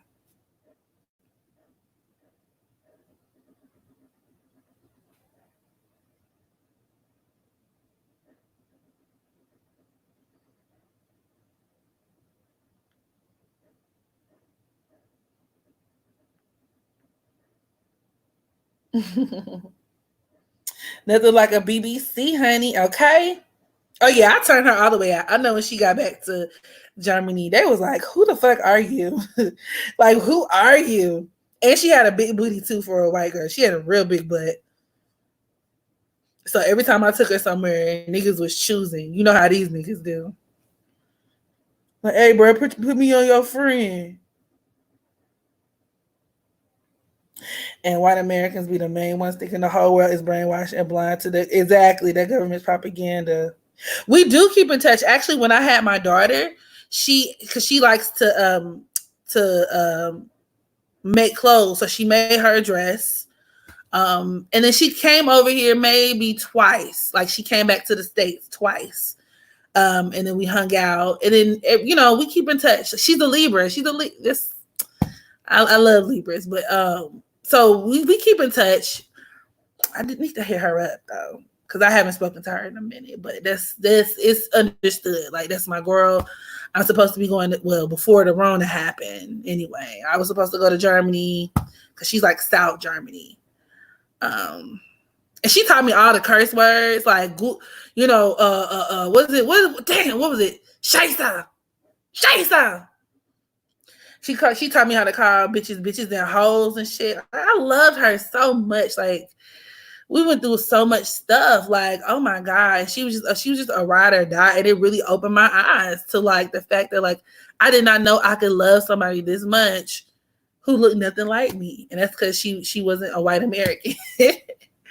She was the shit. And she introduced me to all, like before this, because I didn't have any white American friends like that. I did not know, y'all, that like white kids was kicking it the way that they did. Now, mind y'all, I went to school in South Georgia once again. So it's a whole nother level of racism, right? We're talking like the hotbed of like the KKK and people riding around with Confederate flags and get your ass over here. Like we going to school with their kids and grandkids. And the black kids were like we were like a very small subset of like the population. And we had our own culture. We had our own, once again, our own culture, our own things that we did. So like the parties, we would have our own parties. And what's the most that black people do, right? Smoke a little weed, have some drinks. And they would shut our parties down all the time. All our parties got shut the fuck down. You couldn't even have no motherfucker like a Friday night. You'd be like, okay, well, let me line up like 5 different plays because I already know the first 3 they finna get shut down off top. And the second 2, you might be lucky. You know what I'm saying? Like it was so hard for us to coexist and mind our business and have a good time in peace because we were constantly harassed by the police. And I know in one of my lives, I had said something about getting locked up because I went to jail twice when I was in South Georgia. And the first time I caught a charge for possession with intent to distribute. And then they tried to get me for an unregistered firearm. But yeah, it's off of like harassment. It was off of harassment. But when I got cool with my homegirl from Germany, because she was a part of like what do you call it? Like the international program for international students. So they would hook them up and pair them up with other international children, from different parts of the country or from different other different countries. And they would a lot of them actually hung out with the white kids. You know what I'm saying? She was actually one of the few that hung out, with the riffraff, like me, like us. But, so they was kind of even looking at her like, bitch, what are you doing? Like, bitch, we supposed to integrate with the whites, bitch. While you over there, up through there with crying, bitch, what the fuck you got going on? But they would have these parties, and she used to invite me to their parties, and we're talking where they would pay the police, they would pay police officers like patrol cars to sit in front of the party, y'all. I ain't never seen this shit in my motherfucking life, right? 12 be in front of the house, and you go in the house. Them motherfucking kids, they doing everything. They on everything. Them hoes on powder. Them hoes on pills. Them hoes on. I'm like, but they get to enjoy their night. Whatever drugs these hoes doing, they doing them in peace. Okay? Bitches strung the fuck out. Karen, Becky, and Susie strung the fuck out. Doped up, bitch. Chilling. And then, I'm just looking like, what the fuck? I mean, alcohol out the wazoo, kegs. I mean, you talking about I ain't never seen no wild ass party till I went to a white people party. That shit was just wild. And I'm clutching my pearls. I'm like, okay, look, I just came to dance. That's it. I just came to dance. That's it. Y'all doing too much. But whole time, black people can't even party in peace. You see what I'm saying? We can't even have our own shit just to smoke a little weed and drink a little yang. But y'all get the privilege of paying off police officers to sit in front of y'all party. What type of shit is that? That's when I truly saw how the other half lives. I was like, oh my God. You grew up in England and experienced racism in elementary school. That's correct. Yeah. Like that's fucked up. Like I said, I know racism is universal. I guess I'm just saying, I'm just speaking to how fucked up white Americans are. That in comparison, they make everything else seem much more manageable. You're right, Australia. I love you too, Maddie. Oh yeah, thick as hell. White Americans dismiss racism because they want to shift blame. Exactly, because they have that them and their grandparents and great grandparents have direct implications. That's why people who are not, white non-Americans can just be like, hell yeah, that shit happened. Like, damn, that's fucked up. Because that ain't got nothing to do with them. But it's that white guilt that a lot of white Americans have. Like, oh, because subconsciously, bitch, where you came from. And you know what the fuck y'all did. Right. Meanwhile, Matt and Becky doing meth and Molly.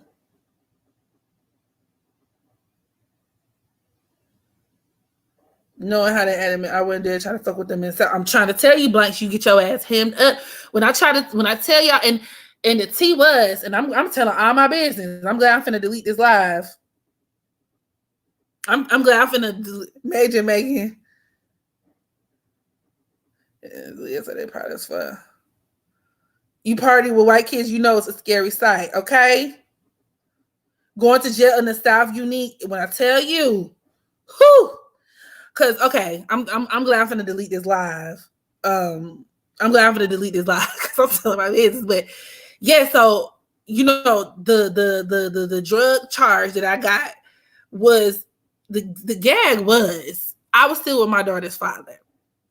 And like all of the niggas, it was really the football players. Ask me why football players. Well, I know why, because most of the football players was from South Atlanta, and they was hood niggas that just so happened to go to college. So a lot of them niggas so dope. Okay, now my baby father was from LaGrange. He was a country nigga. That really even wasn't how he was supposed to turn out, but he was thugging it. Okay, so they was selling dope.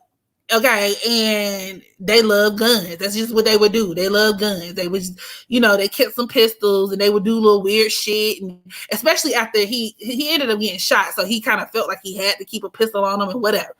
So one night, it was 420. I would never forget. I was hanging out with my friend, my German friend. We actually went to a 420 party. And once again, one of them white girl parties where bitches was fucking doped up, coked up, peeled up, and everything else. But, we had some drinks. We was chilling, zipping and doing it, minding our business. And Carolyn was like, are you ready to go home? It might have been about like 3 o'clock. I was like, yeah, I think I'm ready to go home. But, at the time, as most girls do with their boyfriends, I would just go sleep. I would go sleep with my nigga. So I was like, well, just drop me off at Avery House. And she was like, okay. So she dropped me off at his house. He up playing, PS, whatever the fuck niggas play. And he had roommates. So mind you, him and like 4 of his friends, like I said, they're all football players, all his roommates, they there zipping and doing it, whatever. It's 420. So a lot of them got bitches over.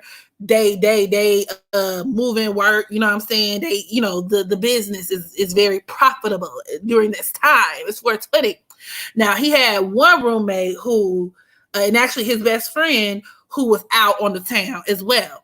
So come to find out, the nigga got into a car accident because he was drunk driving. Yeah. And he got up and fled the scene.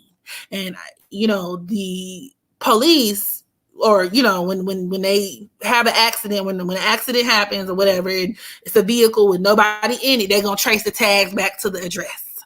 And lucky for us, they did so on 420. I was ready to whoop that nigga ass. Okay, like, bitch, why would you bring these motherfuckers around here knowing what the fuck you got going on 420 of all days?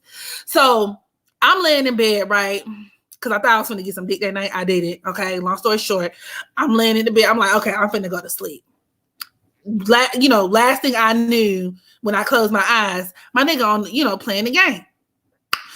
I opened my eyes, my man waking me up, like, get up, babe, get up. I'm like, huh? What's going on? I look up in the whole house. It was about 12 police officers walking in and out that house. In and out. And I'm like, what the fuck is going on? He was like, hey man, wake up. Hey, get up. And I'm like, and I was so naive at the time. I was thinking like, okay, clearly this is not my house. So they not taking me to jail. They not taking me to jail. You know what I'm saying? Like, it's some shit that done popped out. But I'm going through his phone like, okay, I need to call his mama. Right? So the sheriff come in, he lined us all up, and this is how you gonna feel how racist they were. When I say they was talking cash money shit to us, and especially the fellas, because they're black men. They're black men, and a lot of these police officers have inferiority complexes where, they were nerds, and you could tell they little small shrimp dick, scary ass niggas who, if they didn't have them badges and them guns, they would have got their asses beat. You see what I'm saying? But they used this moment to feel empowered, and they was like, what the fuck are y'all doing? What the fuck is this? We found this and that. You sorry pieces of shit. And they called in the sheriff to ask me, of all people, bro. And I'm like, I just woke up, and the sheriff was like, yeah, it appeared to be that way. And I'm like, bitch, what the fuck you mean? I'm like, well, I didn't say that. I'm like, what you mean it appeared to be that way? You just saw him wake me up. What are you talking about? And he asked me, basically trying to get me to tell and trying to get me to say what belonged to who. And I ain't Tekashi 6ix9ine, so I ain't fucking tell. So I was like, I don't know. And he said, he was like, lock them all up. Lock them all up? Wait a minute. Me? Me too? What the fuck did I do?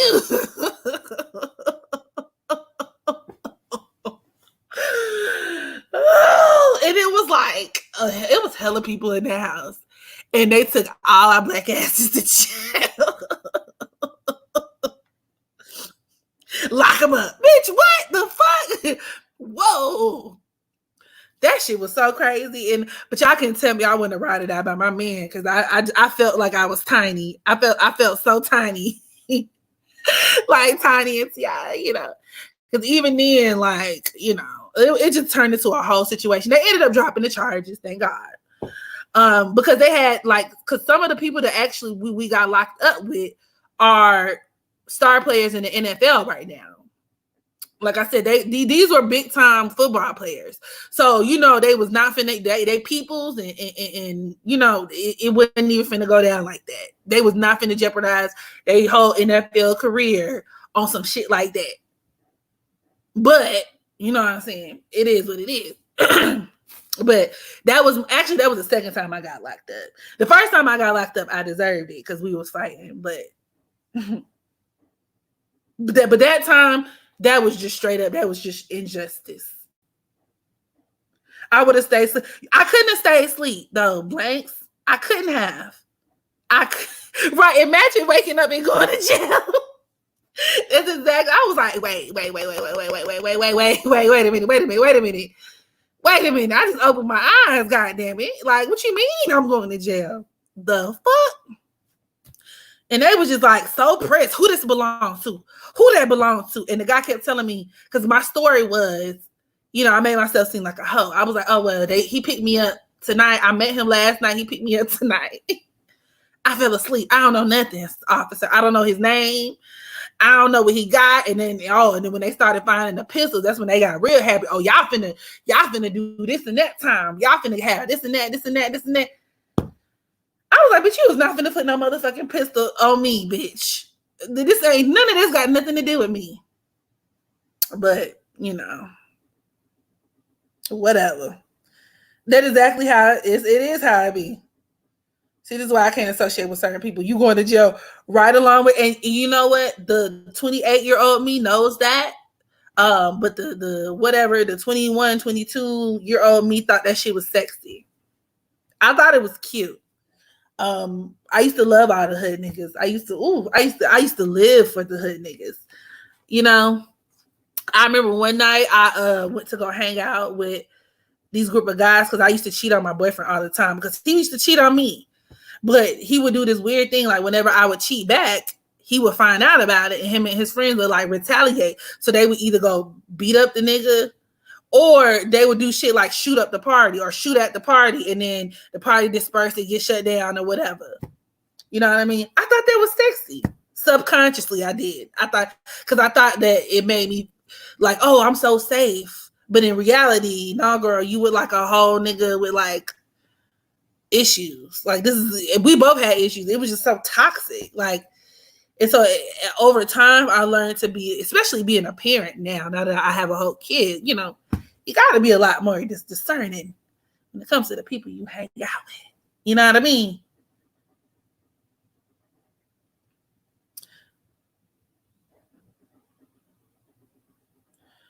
Oh, I know they hella racist in the Midwest. My people's from St. Louis. I already know what's happening with that.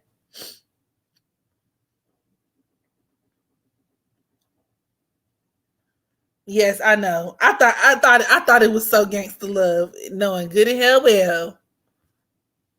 That's not how I was raised. That's not even who I am. I'm not a gangster. I'm not a none of that. But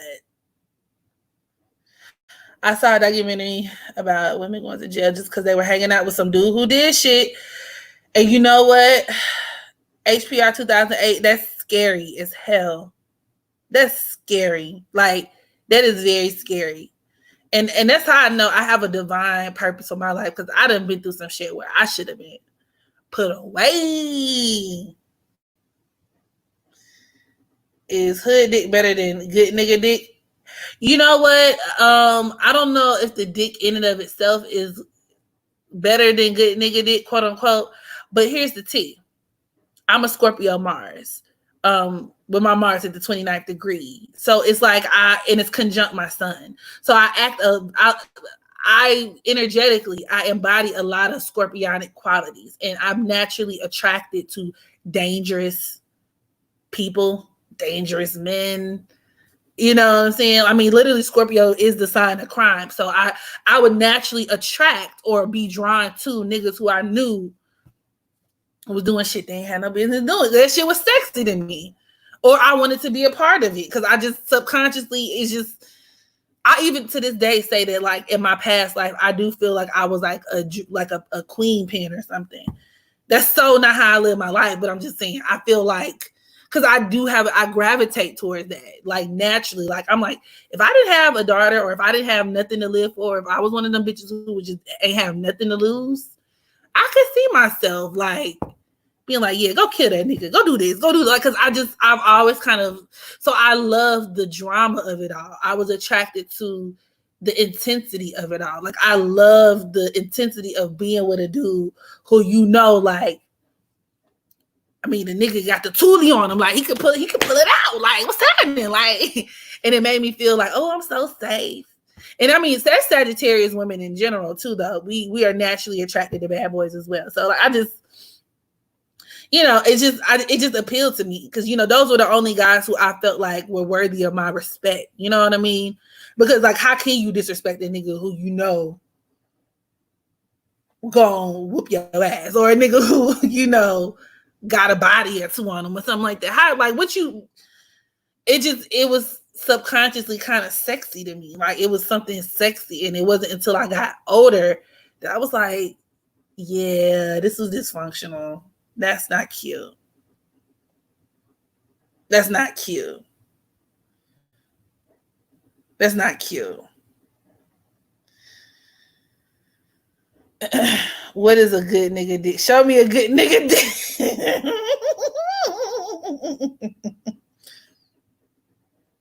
You went through that at 17 through 19. What happened, lovely mayhem?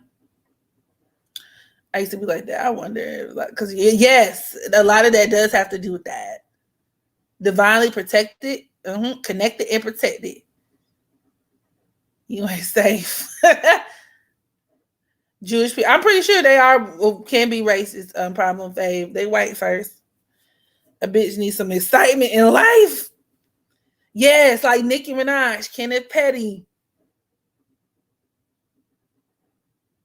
In my 20s, I was one of them.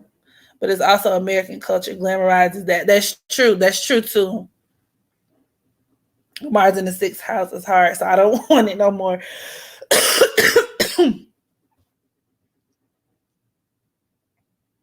I speak on that. Good nigga dick. Nerd dick is bomb. Bomb, baby. You got over that phase at 20? That's excellent. Your ex smacked the rent, not smacked the rental guy through the keys down and walked out without it. Okay, well, let's tell the truth. It's extreme to be like, oh, I want a hood nigga or something like that. Right? You want a respectable guy, but it's something about being with a guy who makes you feel safe. I think to a certain degree, a lot of that is biological because women are naturally drawn towards, like, I'm pretty sure that there is some type of like biological explanation, like women being drawn towards the alpha male type or the man who is I mean, you see it in nature, like, what I'm saying, niggas who be leading the pack and shit, they be having all the bitches. Don't nobody want no like, oh, okay, okay, like, if I'm with a nigga where I feel like, damn, I can whip this nigga ass, I'm and that's my toxic trait. I don't know if I'm like that anymore, maybe, because like I said, I'm grown, I got a kid, and I haven't been in a relationship in a very long time, but I used to be the type of person where it's like, if I'm in a relationship with a dude where I know I can, nigga, I will be the most toxic partner ever just because I know I can be. And you're not going to check me. You're not going to check me. What are you gonna do, nigga? I'm gonna smack the shit out you. And it's not gonna be a good thing. So dating quote unquote hood guys or like aggressive guys or I don't know, whatever, like to me, if I'm honest with myself, I think that it just made sense to me because it almost was like, I'm gonna act right. Nigga, I'm gonna act right. I'm gonna listen. Mm-hmm. For now.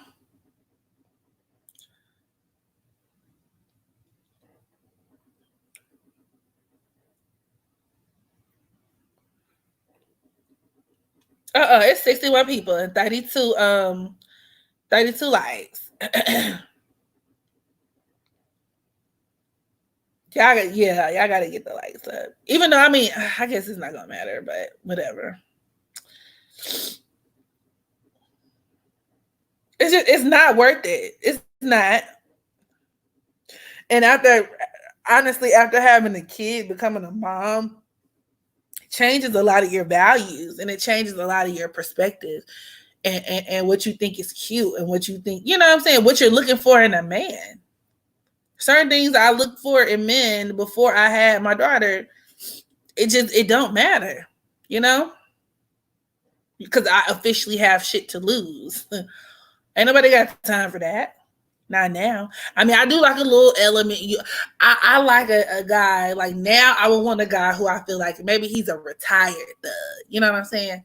Like a retired intellectual thug. Like very, very well educated, well read, right? He can keep up with me. But I also know when push come to shove, he got me.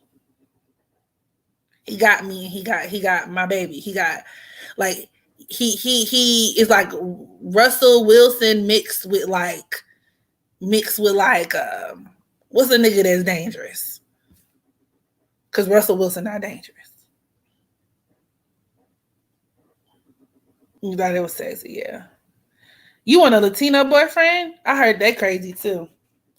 I only feel safe if my boo pays all my bills. Come on now. Come on, security. I'm kind of alpha, so I'm gonna need him to be right. Okay, so you feel what I'm saying?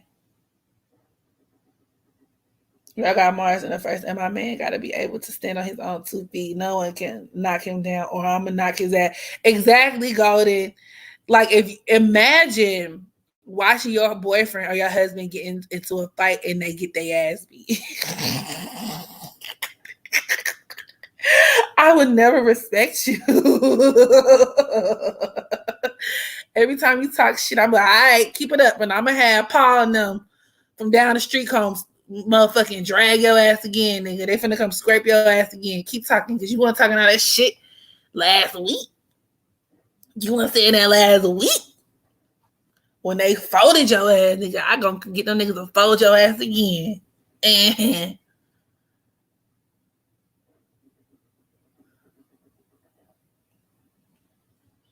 OMG Meg, where like I'm a Scorpio, I was fucking nigga up. Well, I would have past tense. Now I'm okay, yeah, right? Is that we're the same person basically. I thought we already established that Scorpio forever. We're the same person. It's official. Years later, he came to my house in another state, needed a place to stay, and it had been years since I saw him. On the third day, he was like, I shot someone. On the run. Oh, that's a little too much. Sir. Now they're gonna have me if I don't answer the right questions. Now they finna throw me in jail because they saying I'm accessory after the fact. Nah, nigga. I ain't seen nothing. I ain't heard nothing. Go ahead and get on about it. You ain't never came here.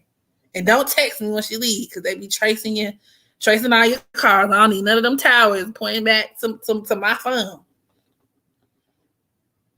Good niggas too much stress. Really? Explain, NYC.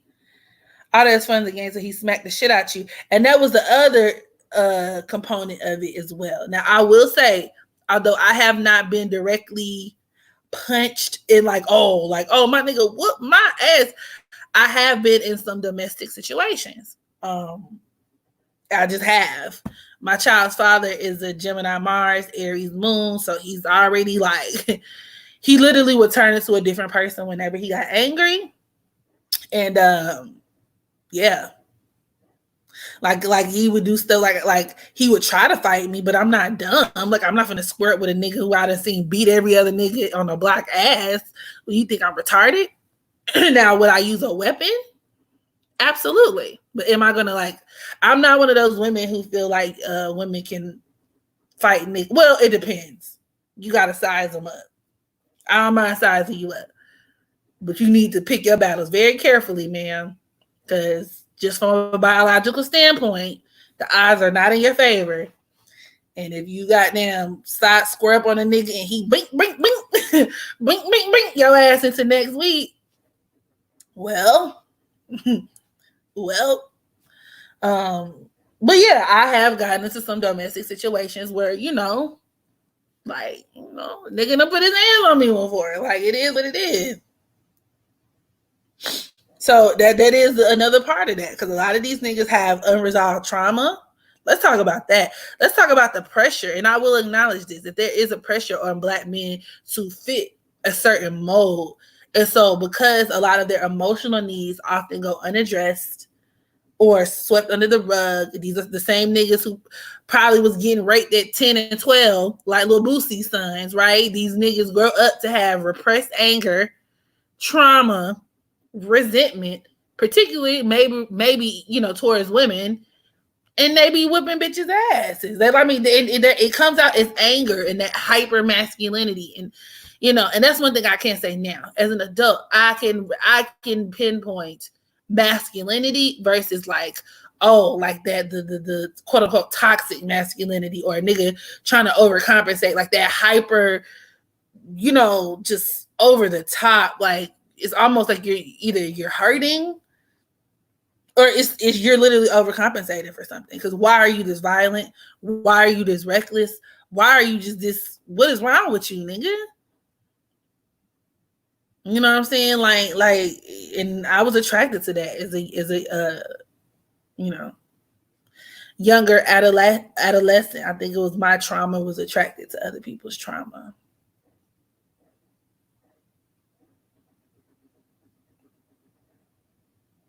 I always wanted to know what aspects indicate someone who likes men outside of their race. Women with, Sagittarius individuals in general, absolutely. But women with their Sagittarius Mars, or their Mars and Sagittarius rather, I find tend to do really well with men outside of their race. Having your Venus or Mars and maybe even the ninth house. Perhaps even maybe like Venus conjunct Jupiter or in positive aspects to Jupiter or something. Oh no, I don't attract a bitch ass smackable type.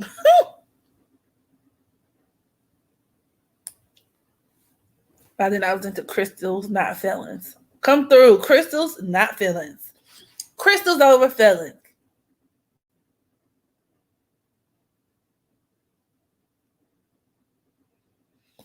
Yeah, we know Snoop ain't shit. We didn't already establish that. What you miss, Allie? You miss everything. Russell Wilson mixed with Malcolm X with Suge Knight. Yeah. Wait a minute. Whoa, Suge Knight. Okay, I'm cool on the. I'm cool on the Suge Knight. More like Russell Wilson, like from the emotional standpoint and the nurturing standpoint, and like the solid, reliable father figure standpoint, mixed with the Malcolm X, because he was also a really good patriarchal father figure. He was like the embodiment of masculinity. I always say that Malcolm X was the embodiment of masculinity, like assertive, you know, just he made me feel safe, and I'm like, I ain't never met this man.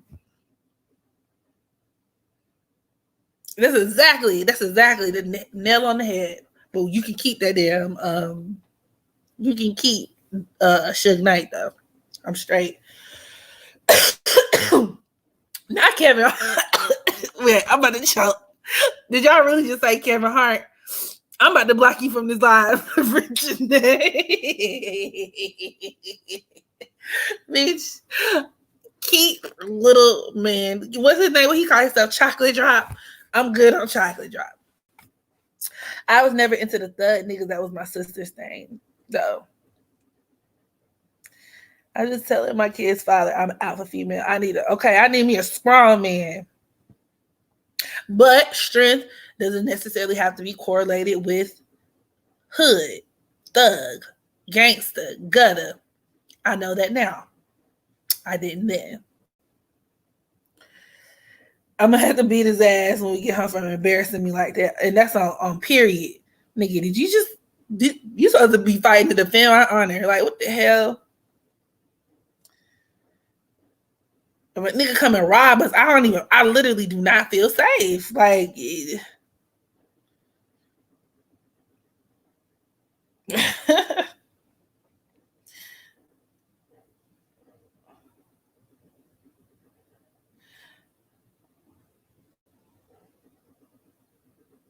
not Venus retrograde, return of the Dusties.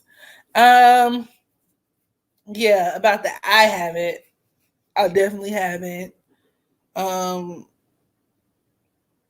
been experiencing issues with like literally like expressing myself, communication wise. That Cancer I was with said he was feeling Ike Turner-ish. Well, I'm feeling Tina Turner-ish in the limo. Okay. Venus and Sag with that outside that race. Absolutely. You need a nigga like that. I heard that nigga was violent too, though. Actually, I don't. Let me tell you why I don't. He's a Sagittarius. I think his birthday is the day after mine. Actually, yeah, I think he's November 29th, I think. But nonetheless, he's a Sagittarius sun, Aries moon. That nigga dangerous. I do not. That's too much fire for me. I'm straight. Talk about beating your ass. And have you seen how big this nigga is? I cannot afford that. I can't afford that. He's fine. I would fuck the shit out of the game, but he made me nervous. That nigga, and then now I'm with you, and I know you a hoe, and now we got confrontations because I know you a hoe. You know what I'm saying? Like now I'm ready to knock the shit out of you, and then no. That would be so dangerous. People think Virgos are innocent. In my late teens, slice a nigga. What? Trying to steal your paycheck. What was you on? What? Not slicing somebody for your paycheck. I don't need no baby either. That nigga just be bopping bitches. Oh, Blitz, thank you for the super chat. King Blitz in the building, y'all. Stopping through tonight. I appreciate it, babe. There's a lot of men do have trauma. It's sad they bring it on as women. A lot of men do. And to be fair, a lot of women do as well. And I think that's where we all kind of collectively miss one another. Because it's like, but it's just a different set of trauma. Even taking it back to the whole Lil Boosie thing, that kind of showed you that. I was just astonished at how many men agreed with him and how many men, like, you know, were taking up for him and really condoning and yes man and the bullshit. So it definitely breeds a different type of guy. Like the guys who are walking around hunching, getting fucked on at 10 and 12 years old are the niggas that will grow up to exude that shit in a lot of dysfunctional ways. Unfortunately. My baby is a Gemini Mars. When she gets mad, Lord, that shit is fucking scary. Okay? Exactly. I'm telling you. It's like the Dr. Jekyll and Mr. Hyde dynamic, right? Because Gemini is very much a duplicit type of sign. So these are people, and it's a mutable sign. And I always say, right, that thing with mutable signs. So we're talking Sagittarius, Gemini, Virgo, and Pisces. Placed in Sun and or Mars can be dangerous. Dangerous. Thank you, Lovely Mayhem. Growth and healing every day. And that's on period. Thank you, Blitz. Boosie is tripping. And honestly, I would say that you are one of, I can count on one hand, honestly, the number of men, Black men specifically, who have spoken out against it. And have y'all peeped how all of these celebrities, right? Meet Luther King, right? Tip, all of these niggas, Snoop, Doberman Pinscher, motherfucking dog, and all these niggas who any other time have everything to say about everyone and everything. Crickets, nothing. And they appoint themselves the leaders of the Black community, right? The way that they position themselves on every other issue, these are the people you got to go through, right? We the ones, we got to talk about this expeditiously. It's my community. Bitch, a motherfucker just sat up here and admitted that he gets his motherfucking sons molested and ain't nobody got shit to say. Actually, I'm not surprised when it comes to Hyman Tip. I'm not surprised when it comes to Hyman Tip. We Geminis are cool. Y'all Geminis are cool, but y'all cool till y'all not. Geminis are cool until you're not. But, you know, like I said, y'all make for excellent rappers, excellent lyricists. I ain't got no complaints in that. No complaints with that. Well, I'm still going to do that segment. I'm still going to do that segment on rappers and their astrological signs. But I think it's just that quick nature. Like, I don't know. It's something about when a Gemini snaps. That shit is scary. Scary. Gemini Mars in particular. And like I said, Gemini governs the hands. So get you like you come across the right Gemini, you getting papped the fuck up. And Geminis know how to mince, because they're so good with words.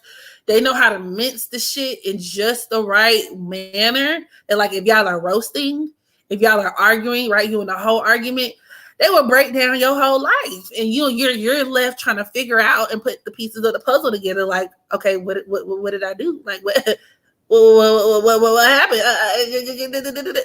Same thing with Virgos. Virgos are like that as well. It's that Mercury element. And Scorpios are like that.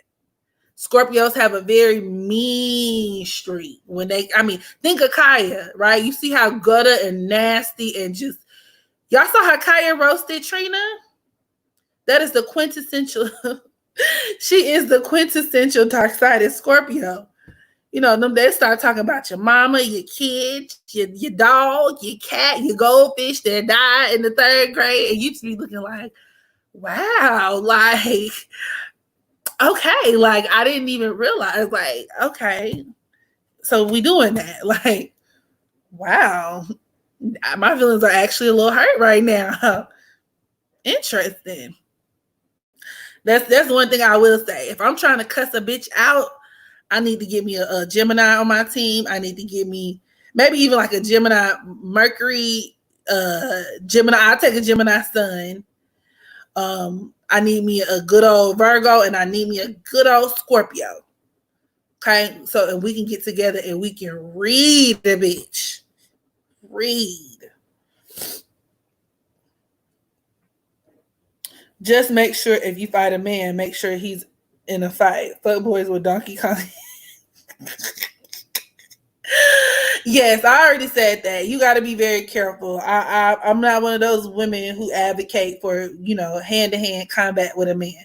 Unless you size him up and you feel like it's, you know, that you gotta look, take that risk on your own now. Because even some of these little skinny niggas be strong as hell because they're men. I mean, I really would prefer everybody keep their hands to themselves. But I'm just saying, before you take that leap, sis, you might want to measure twice, so you only got to cut once. Come on, you can't square up. You got to sneak attack with a weapon. Exactly. Hypothetically, of course, because I don't condone violence. I don't condemn it either. I just don't condone it. Aries, Mars do know for having. They are. I just want to slap his ass for some reason. Whose ass? Whose ass are you slapping? My daughter has the Aries moon. Mars, Scorpio rising. I'm a nice mom. I don't want to get on her bad side. Child, she probably has a ooh. Now, the good thing about that Aries Mars, though, is that as quickly as they get fired up, they move on. Very similar to like a Sagittarius Mars or Sagittarius is in general, right? You get them revved up, they might explode, might stomp your head in, then they'll move on. Excuse me, but with her being the Aries Mars, though, a lot of Aries, because Aries is the sign of weaponry, a lot of them are real big with like gunplay, knives, might cut your ass one time. What type of men do I attract with Mars and Taurus in opposition to Pluto? Possessive ones, very possessive ones, obsessive ones, the ones that probably stalk you, ones that they don't know how to let you go. Yeah, Mars in opposition to Pluto can be very dangerous. I've even seen this in the charts of women who like had a nigga choke their asses out before. Literally. Literally.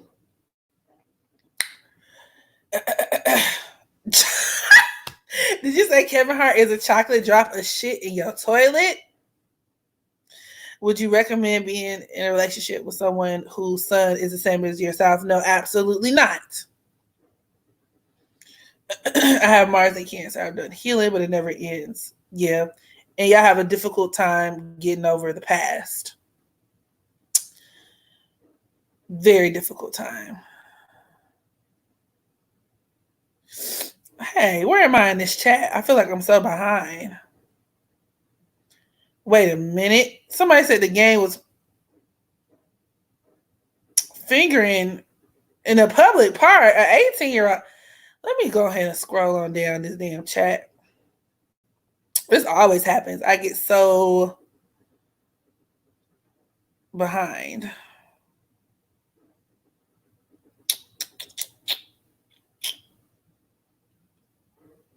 Trina is a Sag. It'd be funny as well.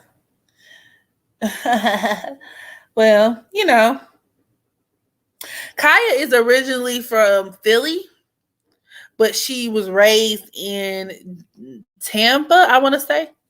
Kang Wang with it. Kang Wang with it. Kang Wang with it.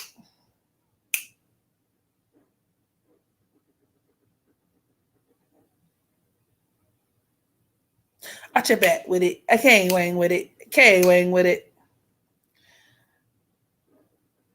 My childhood best friend is a Gemini, Aries moon. She was fighting Pop Up. Oh, trying to tell you. Wait, so he was fingering her when she was 18? That's a little too close for comfort for me. 18. And I got a cousin. Well, it's okay. I'm finna pull this live down. Phew. And I don't think she ain't into astrology. So I ain't gotta worry about no fight at the family reunion. But basically, I got a cousin who's a year older than me, y'all. So she's 29. Her baby daddy just graduated from high school last year. So let's make this very clear. When she was 28, he was 18.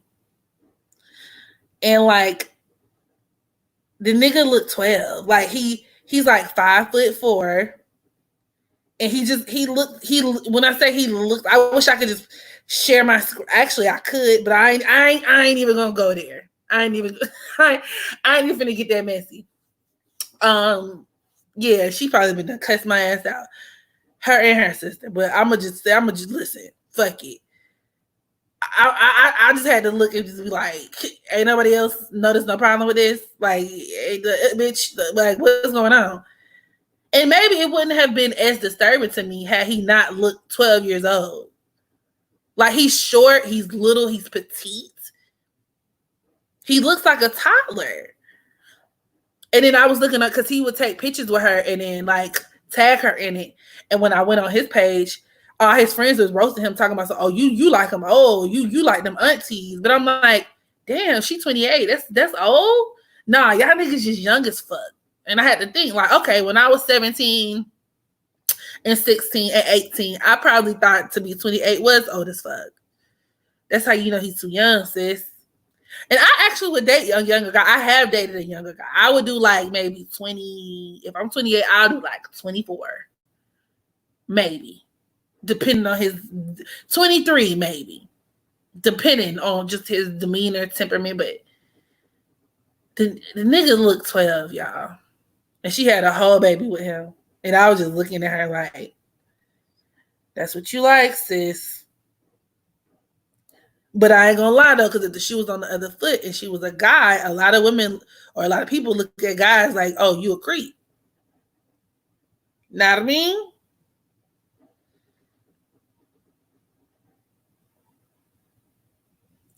My Mars and Venus conjunct Leo. Not a Sour Patch Kid. Oh, you an alpha female for real. That's where that violence come in. That's exactly where that violence come into play.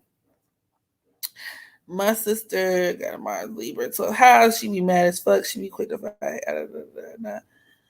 Well, you know, that 12th house can create a person like who snaps. She need to be careful because that shit can land her in jail or something. But that 12th house deals with institution. So someone called the cops. Yes, he just graduated high school. Yeah. 12.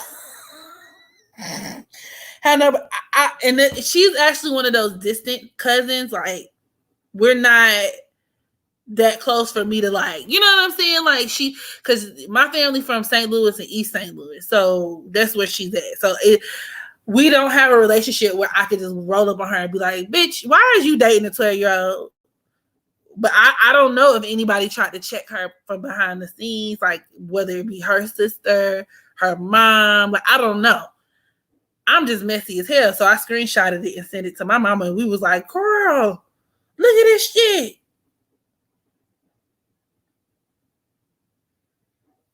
Yeah, he was, and he's an aspiring rapper, which is fitting. Like I said, he's a teenager. What teenager ain't an aspiring rapper? I'm just looking at you crazy because you damn near 30. What's going on, man? And why is this like? It's almost like because she had already had like 2 kids when she met him. And then she got pregnant by him. So I'm like, now you got 4 children. He literally looks like a child. Damn, how he get her? I don't know. Maybe the dick is that good. Every time you say 12. What they mean? That's a good question, Angelica. I don't know. I'm just on the outside looking in on Facebook being messy. I'm not really sure. Chris Hansen is into the chat. Come on in, Hansen. Cause I'm trying to tell you, like, if you're not old enough to at least buy me a drink, like what we got to talk about? And even if you are old enough to buy me a drink, if you still look like a pubescent boy, I'm gonna feel weird. Not to mention, I'm particularly tall. I'm 5'9". So I can't get with no nigga who is like a little petite ass nigga. Like, I want a man. I want a nigga. I'm looking at you, a man. Every man wants a woman. You know? Yeah, mama was talking shit in the chat. I mean, well, yeah, we were. You know, y'all know how he be. You know, messy family. I'd be like, oh my God, look at that shit. He was talking shit. I mean, but I'd be fake as hell. I'd be like, hey, cousin, congratulations. No, hell well. He was like, girl, that shit is not normal. 18, she had a baby by him. Yeah. Turn off for real. Lisa Bonet and Jason Momoa. I'm trying to tell you. I don't even like guys my age and young. Like I said, I have now, okay, funny story. Another funny story. I had a friend. He's still my friend to this day, but he liked me. He was crushing on me so hard. He was crushing. He wanted my butt so bad. But, okay, here's the thing. We met at, this job I was working at. It was a call center. And at the time, I might have been maybe 24. It was 2015. So, what? Yeah, I was like 24, 20.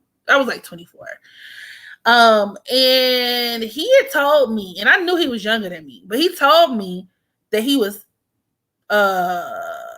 like 22. And I'm like, okay, he's 22. He kind of pushing it, right? Because I'm like, I don't know, but okay, fine, he's 22. And like we would hang out, whatever. And one time I took him to New York with me. Okay. And, I was hanging out with some of my friends. And every time we went to a club, every time we went somewhere, he did not want to drink. And he tried to kick it like he was just so not a drinker. He was so not a drinker, so not a drinker, so not a drinker. And it never crossed my mind until one day, because he would lie about his age. He never was direct about his age. But he kicked it like, I can't explain to y'all, because he basically gave me the impression that he was 22, but he never came out and said like, oh, my birthday is such and such on such and such a date, if you get what I'm saying. So one day, years later, into our friendship, maybe it might have been like 2 years later, a year later. Basically, I was doing a reading for him, astrology. Thanks, astrology. And I was like, I need your birth information because I'm gonna do a reading on you. He was like, oh, for real? I was like, yeah. I was like, he was like, he didn't have it. He don't know his birth time. So we in his house looking for his birth certificate. I come across his birth certificate. Why the fuck had this nigga not even turned 21, y'all? This nigga was like 20 years old. And I'm 25. And you 20. I'm 25 and you 20. What the fuck? I'm like, we gonna call him Mario. I was like, Mario, like, are you serious? Are you a liar? You a bozo. Like, you a weirdo, bro. Like, why the fuck did you sit up here and lie to me? Talking about you don't like to drink. Bitch, your ass can't even buy a motherfucking drink. What the fuck? He was like, I knew you weren't gonna talk to me if I would have told you my real age. Now I'm feeling like what you call it, to catch a predator. Now I'm feeling all weird on the inside because I'm like, well, so when we met, you must have been like 18. You was real 18-ish. Like, what the fuck? You lied. Now we know how these niggas be feeling when girls be lying about their age. Cause I'm like, wow. Wow. I ain't feel that bad because I ain't give him no coochie. Now, had I fucked him, y'all, I probably would have lost my mind. Yeah, he dead ass lied about his age, bro. And I'm like, wow. He actually was a Sagittarius, just like me. And we done got past it. We cool to this day. He's still my good friend, but I would always bring that up to him, like, and he likes older with, like, he dates. I think the woman he's with now is like my age too. He I guess that's his thing. He likes older women, but I'm just like, you remember when you lied? You remember you was all like you lied to me about your age, bro? Because I do, and that's interesting because he was definitely a Sagittarius. For sure. Thankfully, he was legal. Thank God. And oh my God, that would be, ooh. See, now that would be enough to fight. Like, we finna fight. I'm whooping your ass. Like, you lied to me about your age, and now you got me out here, like, involuntarily on some Robert Kelly shit, bro. Oh, I got a problem. I got a whole problem with you. I got a whole problem. You couldn't tell his age. No, I couldn't. And that's because in a lot of ways, and I think he's a Capricorn moon. In a lot of ways, he was actually very mature. Like I said, I already went into it in my mind, knowing based off of what he, kind of alluded to. Like, okay, this nigga is like 2 years younger than me. A year, maybe 2. But for the most part, I mean, he used to give me advice all the time. He swear he had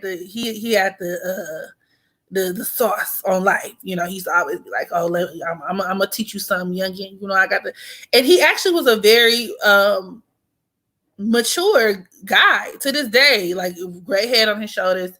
He just graduated. He just finished undergrad. Like, he's always had a really good head on his shoulders. So it really did not occur to me that he was just stupid young like that. It just did not. He did not carry himself like that, and he didn't look like it either, in my defense. So of course, I'm not expecting for a person just to straight up lie about their age. So what other reason would I have?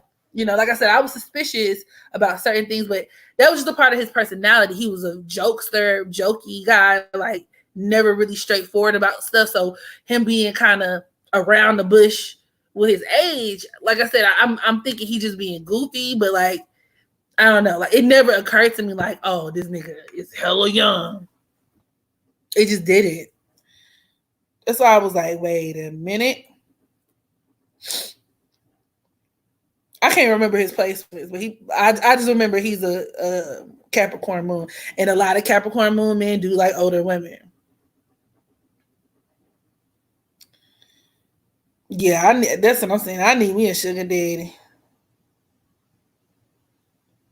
I can't be friends with a man I have a crush on. What? Why? He's still way too grown to be doing dumb shit like this. Okay, bro, I'm trying to tell you, Daniel. Listen, hell nah. My first name ain't Robert, and my last one ain't Kelly. Ain't nobody got time for that. You took this. Quit playing with me. Sounds like you took this child across state lines, like I'm trafficking, bro. Quit playing with me. Thank God he was over the age of 18, man. Thank God, because at least 18. Because I'm telling you, I would have been like, what the fuck? Y'all got to quit playing. Wow. Not surviving make it. But that shit really did blow my mind. Like, wow. But like I said, he cool. To this day, he cool. And I said all that to say that after that, that's when I officially created my litmus test. If I'm fucking with a nigga, I want you to take me out for drinks. Take me out for drinks. So he had to get permission from his mom. Well, actually, he was estranged from his mom. And that's another reason why it never occurred to me. Because it's not like he lived in the house with his mom. I think he did at one point, but he was very independent. So like I said, I met him at work. So he had a full-time job on top of going to school. Ended up getting his own apartment. You see what I'm saying? Like he was very, he operated in a way where it's like, you know what I'm saying? Like it wasn't even, it didn't occur to me like, nigga, are you 18? Are you 19? Like it never occurred to me. Not at all.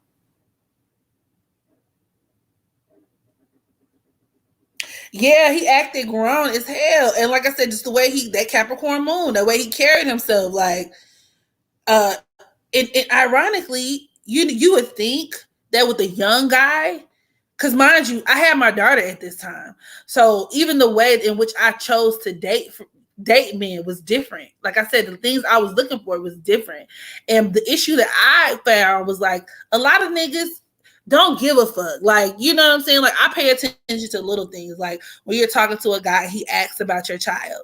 Oh, how is such and such? How is her day? You know, he used to do stuff like every time he would come and see me, he would get something from Maddie. He would stop and get her some Zaxby's, stop and get her this, stop and go get her that, take her to the park. He was on some Russell Wilson type shit, slick, and that's another reason why it did not cross my mind. Like, who would expect any of that from like an 18-year-old? Who? Most 18-year-olds be like, oh, I'm on some, I'm on some whatever, wooty woo. Like, I'm trying to fuck. I don't want you. He was very engaging and like on some, like he was trying to risk it all. He wanted to be a stepdaddy. Like he was ready to be stepdaddy. I mean, he was doing all the right things. Having dinners at his house, inviting me to his house with like just going all out, like candlelit dinners, Henny. Like he was like shit that grow you can't even get 30-year-olds to do. Yeah, Capricorn people tend to act more mature than their age. Exactly. Yeah, exactly. So he's done this before. Exactly. Hey, Red Cup Chronicles. That's what I'm saying. And then the fact that after me and him, we just ended up being friends, right? They didn't work out, mostly because of me, but because I whatever. That's a different story for a different day. But even after that, he started dating a girl. The girl he's with right now is my age. So that confirmed it. Like this is a thing. Like he enjoys older women, and maybe he feels like he has more in common with older women. Maybe he feels like he don't have nothing in common with girls his age. I don't know.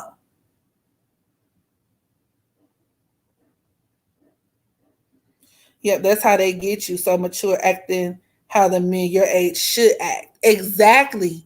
So imagine my fucking surprise, and I'm like, wait a goddamn minute now.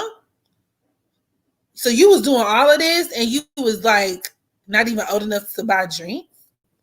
That was just so strange to me, and that's officially when I like kind of stop buying into that. Like, oh, just because you were the older nigga, you finna get A, B, C, and D, because that's not true.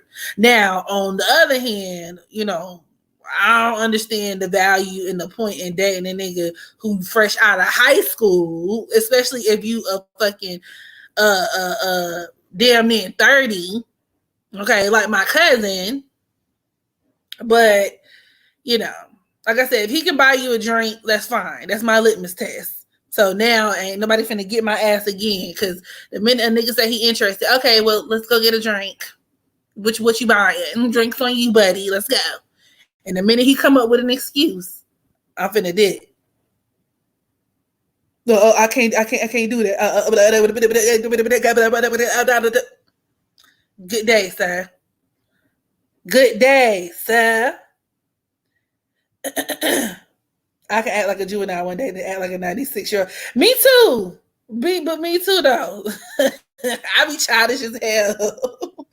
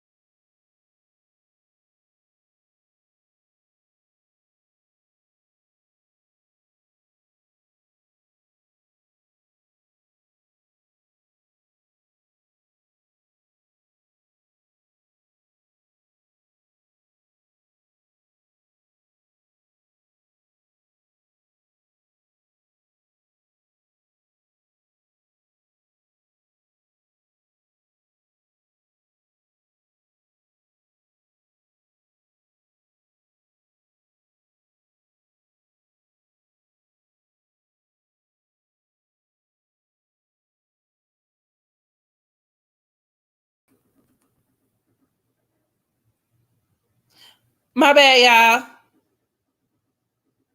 y'all. my my computer died.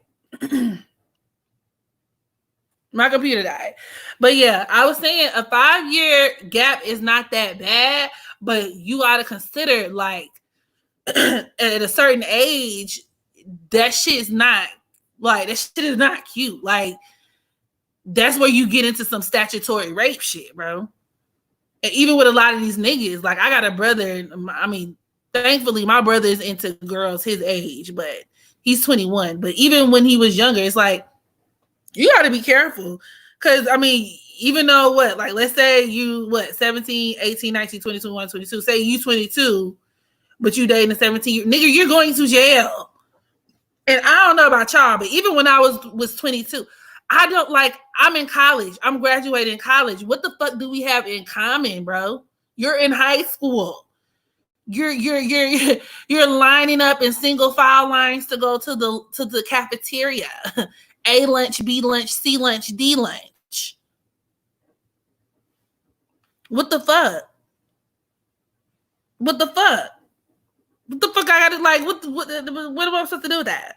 Hmm. Not to mention you're going to jail. Fuck out of here. So, you know. But like as an adult, like if everybody grown as hell, like 23 to 28 isn't that bad. 25 to 30 isn't bad at all. So, you know, that's just that on that. But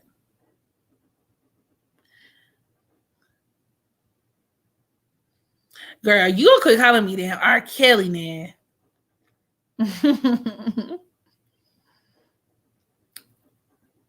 I'm a Gemini Mars to the Sagittarius, man. Come on, mutable sun, moon. You probably so much fun to hang out with on that R. Kelly shit. Listen, this was not even about me. This is about the fact that my cousin got a baby with an 18-year-old. At the time, like I said, I was 24 and I was lied to. Completely different things. And not for nothing, I ain't fucked the nigga. The fucking nerve computer. You better act right. I know, but I should have plugged it up. I mean, like I said, you said it's 17 years in between. Is that too old? If both of y'all are consenting legal adults, you can do whatever the fuck you want to do. I mean, shit. Like I said in my last live, I'll fuck with a nigga right up until the day before he go to meet Jesus. Okay, ain't no such thing as too old to me. If you got a check, at least, because I don't find old niggas to be just naturally attractive, but I'm attracted to the bag, so duh, I do. Like, girl, 17 years, whatever, make it 20. Make it 30. However old. For some reason, I attract older men, and I don't know why. How old? My son is in Cancer. Your cousin Nancy. That rubbed me the wrong way too. I was just looking at her like, okay. Age is a weird concept. 20-year-old be childish and disrespectful. Some 30-year-olds still immature. 36 born. Yeah, it is. What type of man does Mars square Uranus attract? Gay ones? No, I'm just playing. No, actually, I'm not playing. But also ones who are unavailable in some type of way, like probably emotionally unavailable men. If someone who looked exactly like the baby was 16, would you secretly let him hit? Pharaoh, no. How about no? First of all, the baby looked like a baby because the nigga is short as hell. He just built as fuck. And then secondly, nigga, the minute I find out you are under 18 years old, even the minute I find out you're under 21, I'm gonna bend over, ask you where your parents are, and send you on your way. Ain't nobody, what the fuck? Who fucking 16-year-olds, dog?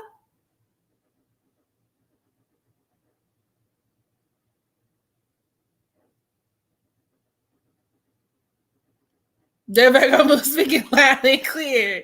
Like, nigga, you is bugging.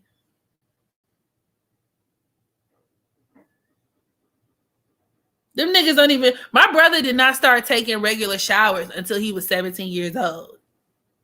What the like, huh?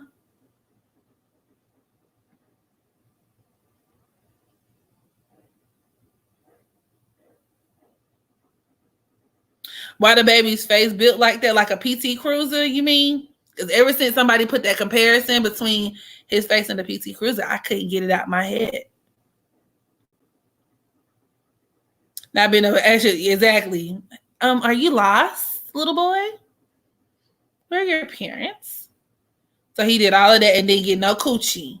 He did all of that and he didn't get no. God bless him. He ain't get no coochie. Cause my thing with him was, even aside from the age thing, this is even before I even found out he was lying about his age. I just wasn't. I think I have issues with being emotionally available. And this is especially because my daughter was a lot younger then. So, you know, I spent a lot of time like just being closed off to men, and especially men who on paper had everything perfect. And it's like, oh, why wouldn't you want to date such and such? Maybe it's because I was uncomfortable. Maybe because I was scared. I don't know. Like, I wouldn't allow. I would never. I promised myself after my daughter's father, I would never fully give all of myself to somebody. And I just hadn't. I just wasn't. I just didn't want to. Like, he was just. I don't know. And to be honest, at the time, he was not. What do you call it? Physically, I wasn't physically attracted to him, and that was another big thing, which I know is very shallow. But my coochie don't really work unless I feel really attracted to you. You know what I mean? Like, I want to have something to look forward to at the end of the day. Like, oh, my nigga at home. Ooh, you know, I'm going home to my man.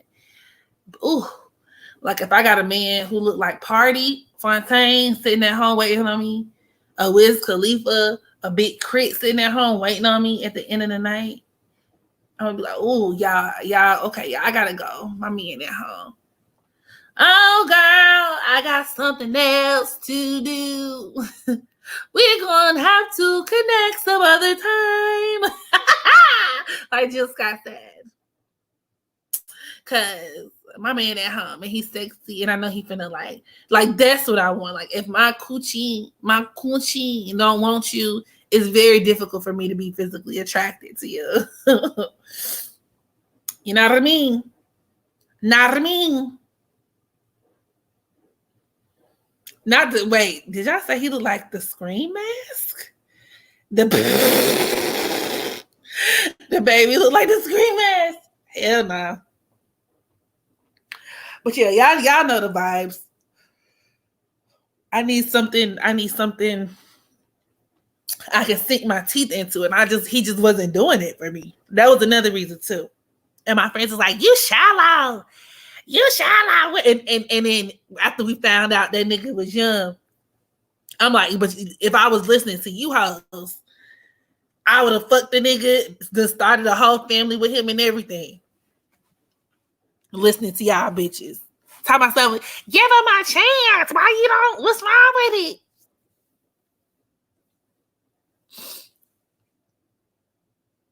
it? He's sexy. No, not the list. Sexy.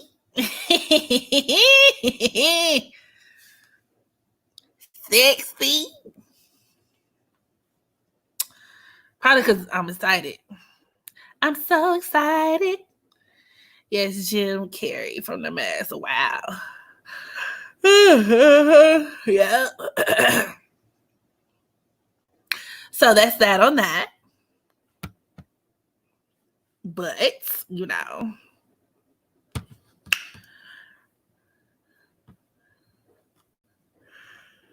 Oh no. What type of men y'all like? How important are looks in a relationship for you guys? Being physically attracted to someone can get you hooked, and even kissing them feels like crack.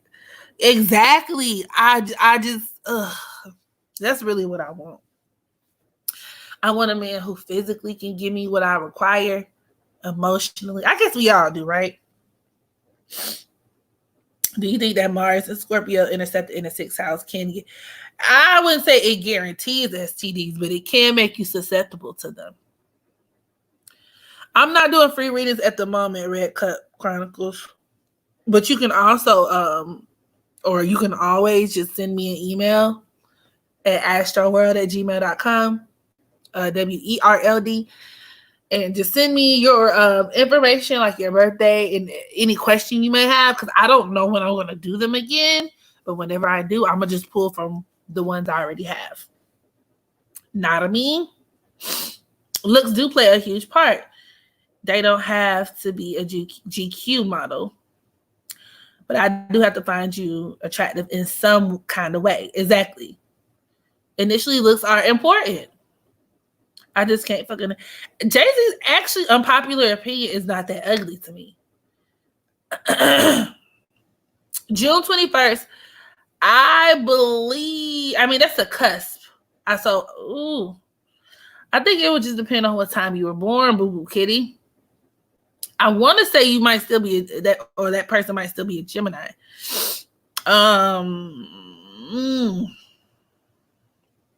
It just depends. Me too. I want someone who is well groomed, smells good, can handle my ass. So looks is in the middle of well groomed. Okay, let's talk about well groomed. Okay. Once again, this is my Virgo moon speaking. I am a big, hypochondriac. Maybe not, that's not the correct word. I'm just very anal retentive when it comes to health and hygiene, especially in the bedroom, because I like freaky sex.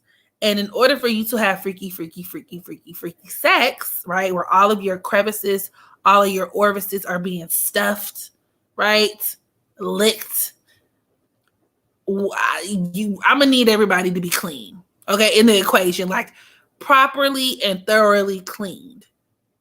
I have a ritual. I mean, granted, in addition to just naturally bathing, right, basic hygiene, there's a very specific routine that I do when I know I'm gonna get the D. Okay. I have to run a piping hot bath with Epsom salt, apple cider vinegar, some oils, soak, right? You got to soak that ass in the tub, right? Soak, maybe about 15 minutes, maybe 10 minutes, 15. Depends on how much time I have. Then you let the water out, get up, you ranch off. Now, this is the time where if you have to shave that kitty cat, okay, go ahead, do what you got to do. Shave your booty hole, shave, under your arms, whatever. Do your thing, okay? Then I do a lather and rinse cycle 5 times, maybe 6, okay, from head to toe. And if I'm still feeling a little unsure, I will draw another bath, depending on how much time I have. And then get up and do another rinse cycle. Once again, this is that Virgo moon coming out, right? I have to, I be damn near fingering myself in the butt, making sure you get all of this stuff. And this is actually, I forgot, I missed a step. Because if you're doing anal that night, before you even get in the tub in the first place, you need to dish. You need to do a fleet. Or, even if you just want to put his thumb up your butt, whatever the case may be, right? Anal beads, whatever the case may be. So I have to do that little ritual. And then even when I get out, I'm still checking myself constantly. I'm very anal retentive and very neurotic about that. And I would expect a guy who I'm going to be with to come to the bedroom with that same level of you know what I mean? Care. Like, I need you to have like really because you know how some of you niggas be. Y'all feel like y'all, hop in the shower, ranch off one time, wipe your dick, wipe your balls, and keep going. No, nigga. I need you to soak as well. I need you to clean your booty hole. I need you to like, even in my ears, because I like sucking on people's ears and looking in people's ears. If I taste earwax, I'm gone, bro. Swear to God, nigga. Like, it's just, I don't know. It's just a thing. It's just a thing. It's just a thing. It's just a thing. It's just a thing. It really bothers me, and I be so in my head when I'm having sex. Like, my worst fear is to be with a guy and he be like, "Oh, she stank." So, oral hygiene up to par as well. Make sure you're brushing those teeth, gargling, brushing that tongue, scraping off that white shit off your tongue.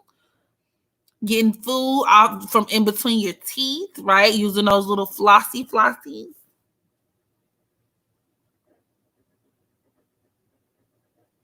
If it ain't freaky, are you even doing it right? Exactly. Your hygiene got to be on point. It has to be on point.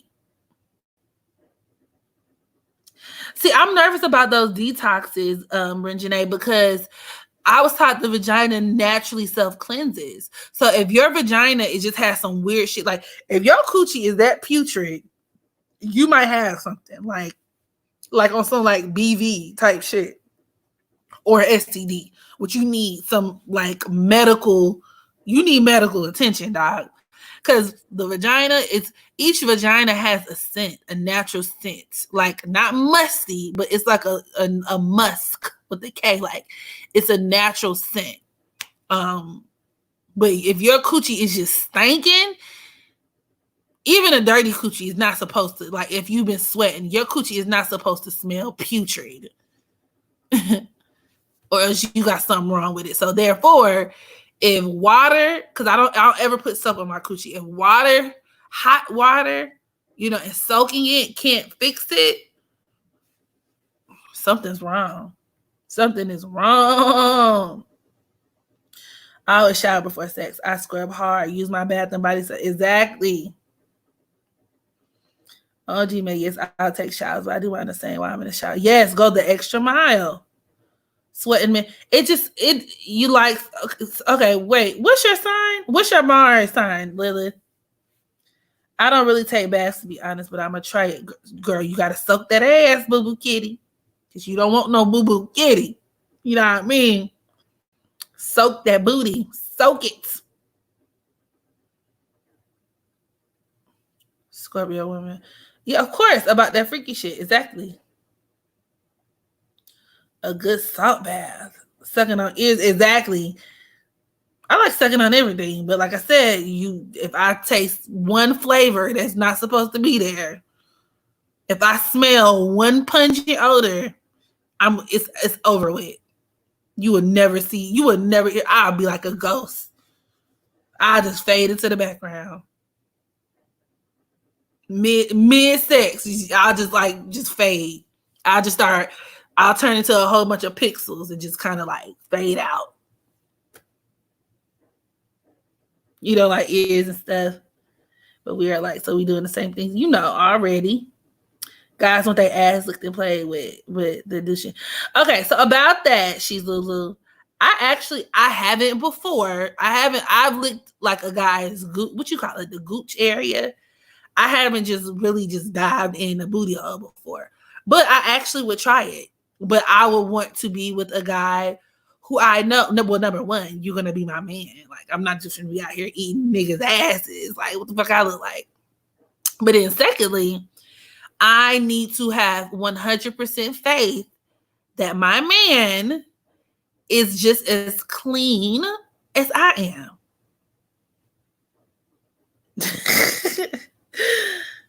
I need 100% faith. Okay, I have an issue with something, the teeth. I know some men have a lot of plaque. Yeah, that's nasty.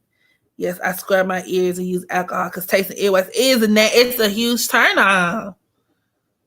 I use Summer's Eve stuff in the shower too. See, I don't like Summer's Eve, boo-boo kitty. That stuff is not good for your coochie. You're not supposed to be putting soap and chemicals on your. Listen, y'all. Y'all don't need no steams. Y'all don't need no summer's eve. If you need summer, if anything, that stuff actually throws your pH balance off, even though it's marketed to be like, oh, just for your vagina, because your vagina is very delicate and it's supposed to clean itself. You're not supposed to have to add soap and chemicals. And after I had my daughter, because I had a vaginal birth, I had a lot of issues with reoccurring BV. So I had to learn like my body chemistry all over again. And I take or I use those boric acid suppositories, work wonders. I stopped using soap down there. I started letting my coochie air dry. So at night I'll go to sleep, with a big old shirt and no panties. Like you just gotta, if your coochie, if your coochie needs that soap and perfume, that ain't good. How do you know if you got your bad? Well, I'll tell you what, that Venus and Scorpio can create lots of bacterial issues or with the vagina. I mean, even depending on like if it's touching your personal planet, because once again, I do have a sun conjunct my Scorpio Mars at the 29th degree. That number 29 can deal with issues with like either the uterus or, attached to, I guess, that Scorpio Mars, it would be my coochie. But, there's that, because Scorpio does deal with bacteria. So the fact that Cardi B got her Scorpio and her Venus in Scorpio, rather, I believe her coochie stink. Her coochie probably do stink. Yeah, it's naturally cleansing. Be careful using something. Yeah, our vaginas are self-cleansing. That's right.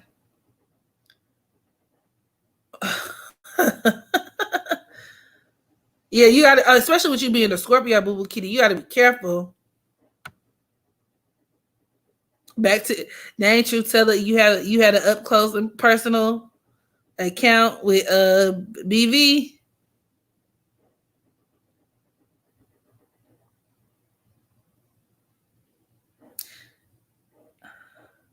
I have a Sag friend. That's a girl. She dry humps him. What? I use honey pot. It's natural. Probiotics is good too. What girls need to do is change their diet, remove soda. Exactly. She's a little. You lick nipples? Oh, coffee. I can see how coffee is bad. Okay, so no soap, just vinegar. Yeah, you can use apple cider. Like pour a little bit of apple cider vinegar. You can pour a little apple cider vinegar in your bath water. That's it though.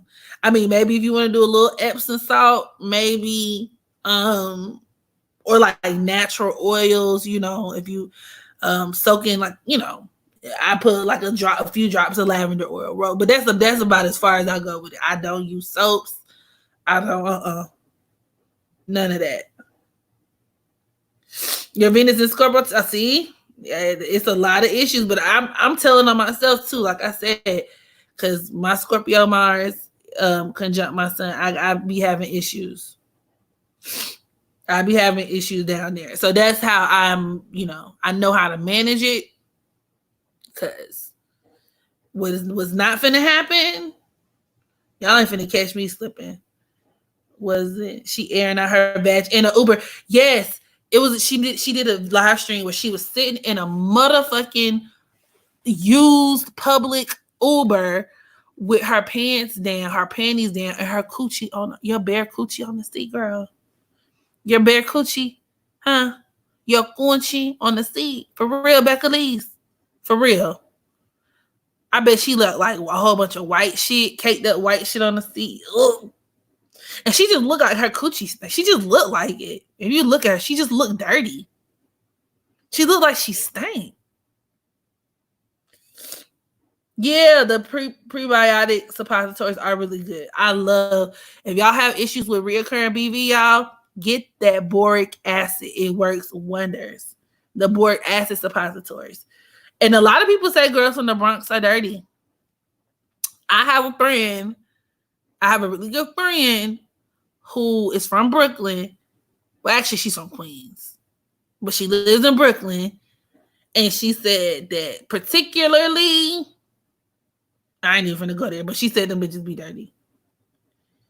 Uncircumcised D needs to be clean, you know. And okay, so I got into it with somebody the other day because I said I didn't like uncircumcised dick, and I don't.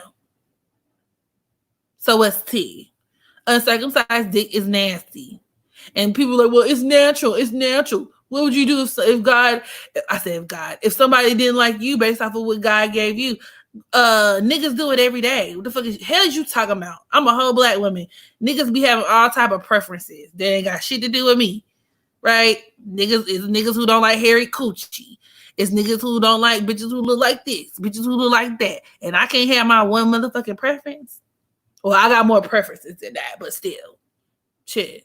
And they were talking about how, you know, inhumane it is to circumcise babies. And I never really looked at it like that because I get it. A baby, a little boy can't choose whether he wants to be circumcised. And I get it in the same way, like how in Africa or in certain places or certain parts of Africa or certain continents, they do like the female or the genital mutilation, whatever the fuck. Like, okay, I get it. It's fucked up. But I'm gonna keep it a buck. I'm not fucking no grown man with no damn anteater dick. It's not happening. Period.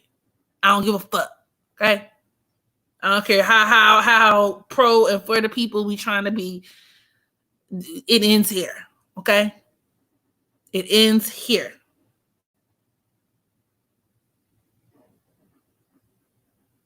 That nigga said a little tart is expected. Wait a minute. Your coochie should not be tart. The Bronx girls are whopped out. What does that mean?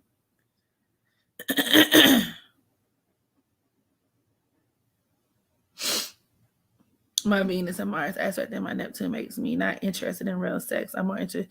Yeah, you the type of person where it's like you will have to, things will have to be perfect or just right in order for you to have sex. You could be very fickle.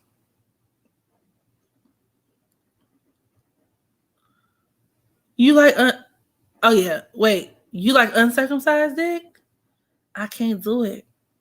Ugh. That shit look weird. Ugh, turtleneck. It look like it got a turtleneck on. Like the hood. Me either. Turtle. I think women that be shitting on uncircumcised. I haven't fucked one. I can admit it. I just seen it. And after seeing it, I don't want it. If I can't eat it, I'll pass. Okay? It just look weird.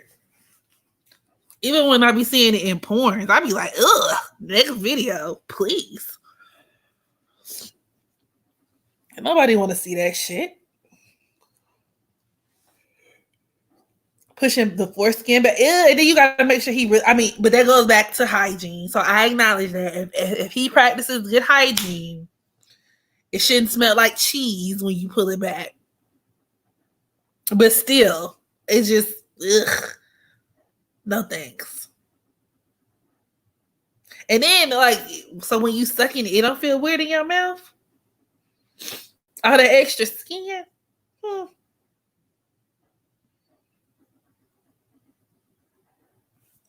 Uncircumcised dick look like wrapped hot dogs. It made me a little nervous. If I ever have a little boy, I will leave it. When he gets older, he can get rid of it. I will pay. I mean, yeah, that's why I said, Diana. I get that. I get the concept of like not wanting to scar your newborn babies. You know what I'm saying? I get it. Whatever. But as a grown ass man, you nigga do not come near me with no motherfucking turtleneck dick. No, thank you. That girl said she gonna peel that banana and go to town. Okay, come on now, banana pudding. Hill that cheese smell supposed to be what? The highest STI rate in the Bronx. Is this? I almost said, oh my Jesus. Is it okay that I don't come from head? I've heard that before. It's a lot of dudes who say they don't come from head, and that kind of frustrates me because it just be like, why not? I mean, I guess everybody built differently, you know what I'm saying? That's not your thing. That's just not your. That's not really what sends you over the top of the mountain. Then Caribbean men and Latin men mostly uncertain. Oh, really? Well, guess what? I won't be dating then. Ali Star 444. And they said Scorpio Stellums is prone to STDs. Well, and women at Venus and Scorpio specifically can produce, or Scorpio in the 6th house. Maybe even Scorpio ascendant negatively aspected. Saturn and Scorpio. It just depends. I had a boyfriend with an uncircumcised penis. It looked weird as fuck. Oh, Jesus. Let's talk about Caribbean men, because I'm a little nervous. They make me nervous. They just make me real nervous. I don't know if I told y'all about my weed man that I'm kind of like flirting with at the moment, but kind of not really. And he's from the Virgin Islands, and he makes me nervous. I love making my BD and my cancer come from head. They love it. See, that's what I want to do. I just want to make a dude come from head.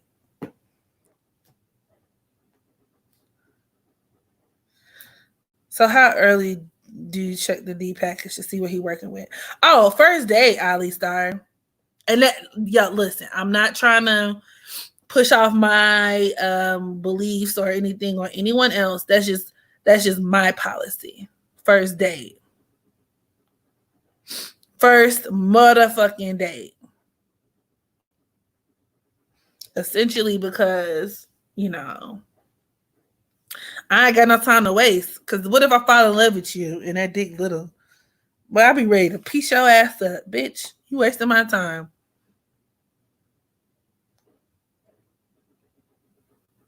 I remember I dated a guy. He was a Capricorn, interestingly enough. Basically, this nigga's dick was hella little. And he was a nice guy in every other aspect, but he was boring. Number one, that Capricorn shit. And then secondly, like he talked, I remember him talking all this shit like he was just gonna tear my butt out the frame. Mind you, even in my college days, I've always been a thick girl. Like I've always been bottom heavy, So, I mean, he talked like he was just finna tear my ass up out the frame. He was, oh, hell yeah, I'm gonna do this, I'm gonna do that. I was going, damn, I'm gonna have you like this, I'm gonna have you like that. You finna be when. I'm gonna do that ass like when. I'm like, okay, well, maybe. Okay. He was very convincing. Very convincing. So I went out and got some lingerie, some lingerie. And I made it a whole evening. And I remember him dropping his pants. And I just stared at him like, that's it? Like I went and spent my good money on some Victoria's Secret lingerie. And this. I mean, I had got my hair done, my nails done. Y'all already know I did the ritual, right? I did the bath ritual.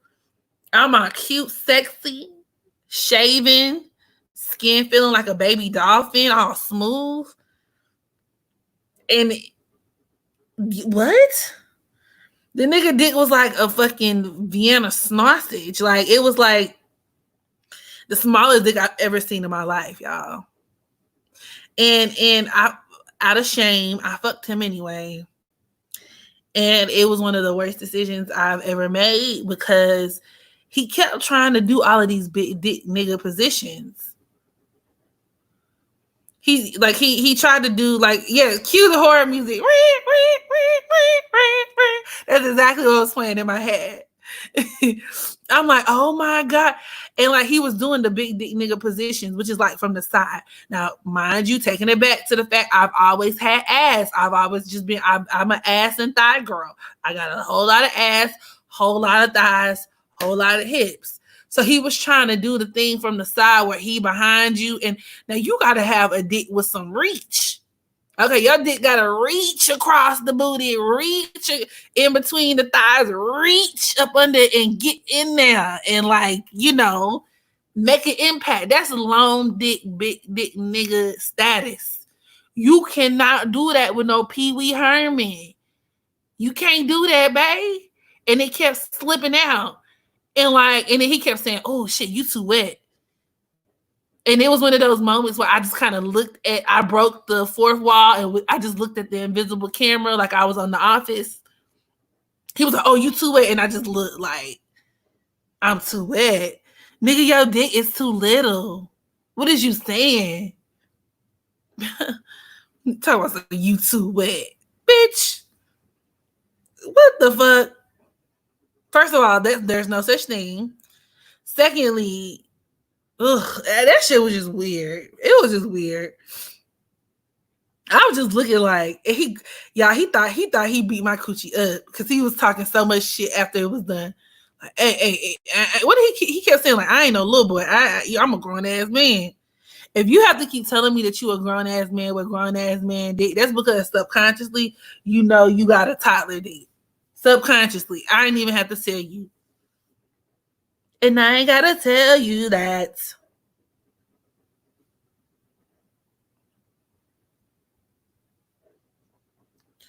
And I ain't gotta tell you.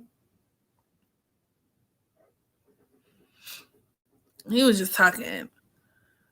Yeah, I am bold, Ali Star. That's all I said. Don't be like me. So you ain't gotta be like me, babe. Am I? Yes, I'm a Sagittarius, boo boo kitty. I am a fire sign. I'm very manly and aggressive and forward. Yeah, it is what it is. It is what it is. But yeah, man, that shit was man. Whew. He thought he was doing something too. I did have got a little dick, but he never wanted to have sex though. He just wanted to not talk all night long. Well, yeah. Hell yeah. Probably he was, but at least he knew what he was, his shortcomings, so to speak. Girl, don't feel bad. I fucked a dude wiggle in my coochie. I was embarrassed. He had not a button. I'm dying. That girl said he had a button dick. A button dick. Did I fall asleep? No, I didn't. Girl, did I fall asleep? I should have fell on another dick. That's what I should have did that same night. I'm like, why is like, what the fuck? He was just rubbing cheeks, exactly. And he ain't got no, exactly, fat booty reach, exactly. You need a nigga need to have a pipe, you hear me? To get up in there and make it so I can feel it from the side. Come on now. The pressure on men to perform is intense. Females can buy ass and boobs, and men. And you know what? I do understand that, she's Lulu, but you got to be humble, baby. He kind of walked himself into that because, granted, it would have been disappointing regardless. But I maybe would have had a little bit more sympathy, and I wouldn't have been as caught off guard and disgusted as I was because that's literally all he talked about. Like how he was gonna knock my coochie out the frame. He was gonna tear that ass up. Oh girl, oh yeah, I'ma have them legs bent like this. You gonna be I'ma fold you, I'ma flip you up. Oh, I'ma have that I'ma knock that thing down. I'm like, oh, he finna knock it down. And I mean, and then here you come. Here you come with that motherfucking Woody Woodpecker. He set himself up for that. You set yourself up for that, dog. No, he ain't no Leo. He was a Capricorn. The fourth, Quickie. You'll pay for my stand-up. Thank you. Little known fact, I actually wanted to be a comedian once upon a time, but I feel like I would not be stand-up funny though. Like I'm funny because I'm like going off of y'all energy, but like standing up for like an hour, 30 minutes, 20 minutes, just telling jokes, bro, them bitches would have threw some tomatoes at my ass. That would not, I would fail miserably. Little dick dudes know it exactly. They know it's small. Yeah, overcompensating. Short, like exactly a sausage. Your Aries moon? Come on, Aries. Come on, Aries moon. With y'all impulsive asses. One of the worst things is a man with an average penis. You feel it without feeling it. That's what I'm saying. That's why I like that. I want a big dick ass nigga. I don't remember how long he lasted. It was, I don't know. It was all a blur. I just remember just sitting there like, and you know what? I used to be the type that even if I wasn't satisfied, I would fake moan just because I'm extra like that. I'm like, oh yeah, and I shouldn't have did that because now I feel like I contributed to his false sense of reality. You know what I mean? To where he thinking like, oh hell yeah, I'm beating this shit up. Like, granted, I haven't had sex in like 3 years now, but I would imagine if I were to have sex with a guy right now and if he don't do it for me, I'ma just sit there. All you finna hear is the bed. Like that Trailville song. What it is, hope. What's up? Cause nigga, I am not finna hell nah. But what kid you would have been out? Fuck this shit, I'm out. I did cheat myself by fake money, but once again, I was young. I was real young. And truth be told, y'all, I didn't start having sex until I was 20. No, I'm lying. I didn't start having sex until I was 19, almost 20. So because prior to that, all of my relationships my main relationship had been with a woman. So I was kind of late to the party when it came to dealing with men. I was kind of, so all the stuff about sex and whatever and how to interact with niggas, I had to learn that like trial and error on the back end after my friends had already had, a head start because I was in the bitches and I just kind of worked my way back from there. So I was saying, if you're...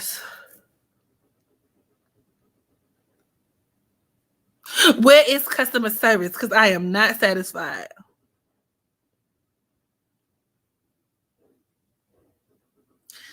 Men with little peens be talking mad shit, raising their voice like I know damn well. Okay, nigga, you do not get to talk to me like that.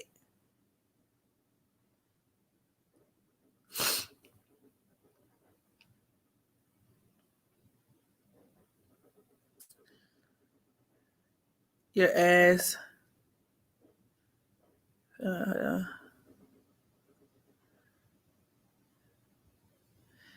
Why do women be taking their day? If I could do it over again, I wouldn't have. Not the Roddy Richard.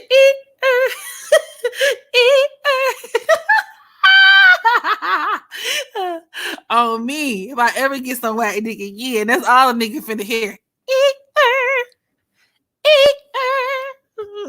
And maybe them crickets. Shit.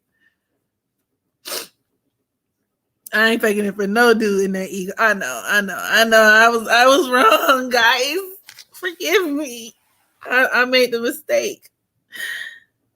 I lost my V card at 17. I'm a Scorpio sun, Aries moon. I've always been. Come on, Thotty. Most Scorpio, dark side of Scorpio women are. The biggest I've had is girls. How can you tell if a guy got a small pipe? Look at his Mars. So if like he has Mars, like typically Capricorn Mars men, typically there are exceptions though. Um, or like I would even say like a nigga with his Taurus, his Mars and Taurus. That now that's a little dick.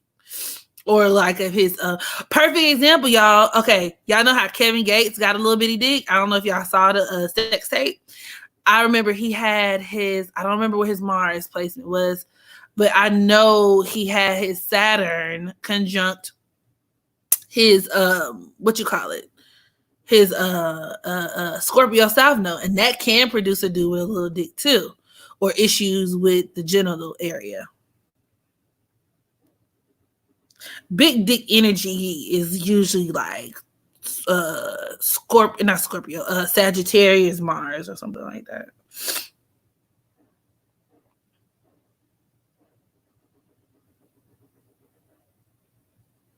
Yes, child. He said I was too wet. Like what?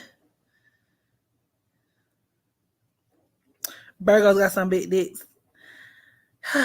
Okay, so then here's another story because I was fucking with this Virgo, and his dick was long, but it wasn't fat. Like, and that's another thing that kind of get on my nerves because it's like he was another one that kept talking like he was a part of the big dick committee, but I'm like, your dick is long and skinny.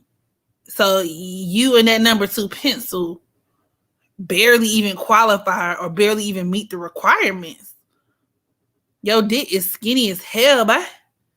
That McDonald's straw, boy. Fuck I'm supposed to do with that?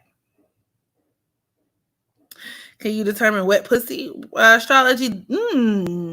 Interesting. I mean, you can see if like a woman has like issues with the like vaginal irregularities, maybe issues with the womb, and that can be determined by the condition of the moon, or if she has Cancer placement somewhere or afflicted Scorpio energy. But wet coochie, I gotta get back to you on that one. I gotta do some research. Yeah, pencil dick. Oh yeah, Mars and Libra, that can make for a small dick in a man too.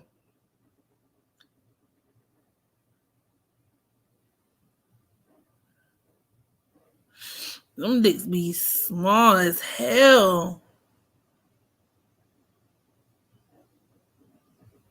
Where light days I stay wet. You stay wet. What about Mars and Pisces? I'm not quite sure. I feel like that could kind of go either way. But if you dealing with a dude with his Mars and Pisces, 9 times out of 10, that nigga probably like a damn porn addict or some shit.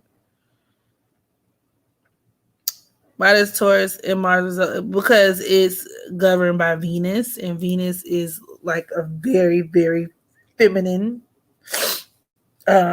sign or planet, rather. Venus, that Venus influence. Doesn't mean you have. I don't think it what you call it. It doesn't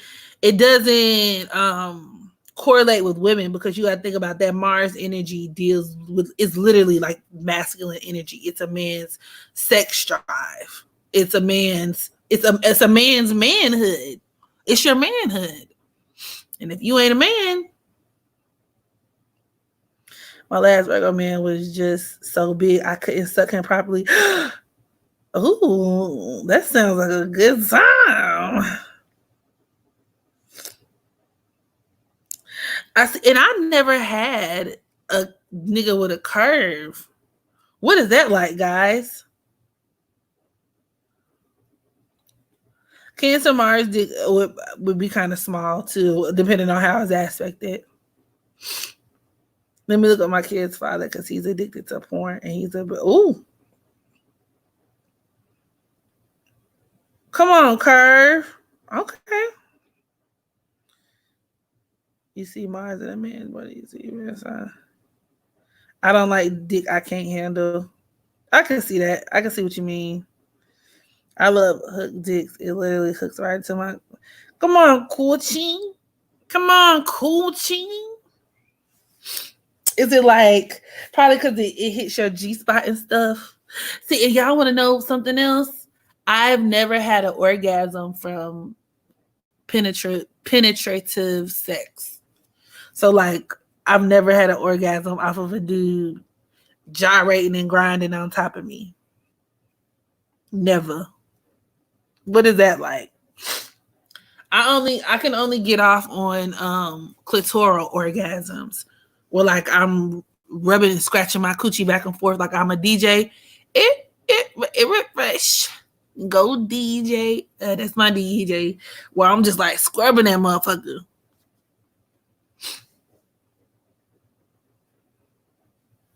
But I ain't, and that's something else too. Niggas think they got all of this big dick energy, and they think they putting the smack down.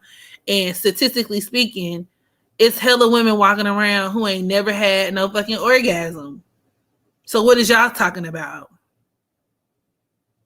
I'm trying to get you an out of body experience. How about the body? Not how about the body and watch me do this.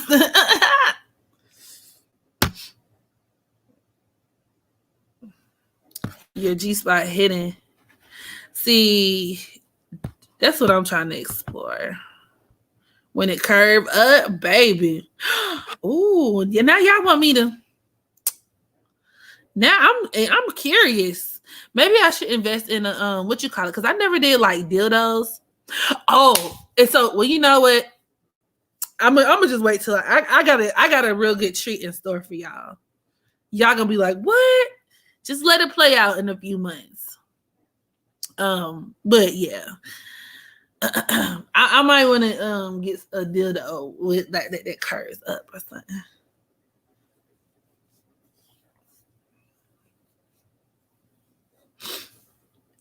A refresh. Go DJ. My interest has peaked.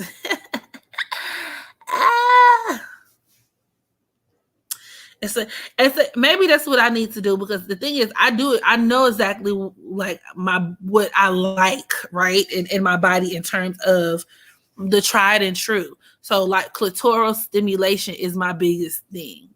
I straight up squirt off of clitoral orgasms, but just straight up penetration, it's always been kind of hard. And I actually read something that said that there are different parts of the brain that are stimulated when you're having a clitoral orgasm versus a penetrative orgasm. And for a lot of women who only have one or the other, but are trying to, get a different experience, you have to train your brain.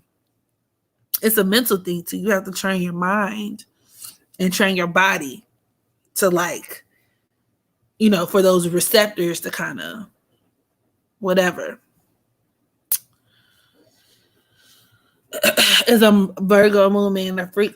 I mean, that Virgo energy in general can be very freaky because, Virgo is the sign of service. So these are people who typically, I can speak for myself as a Virgo moon. Like I do like to get off on servicing and pleasuring other people to the point where you don't even have to be,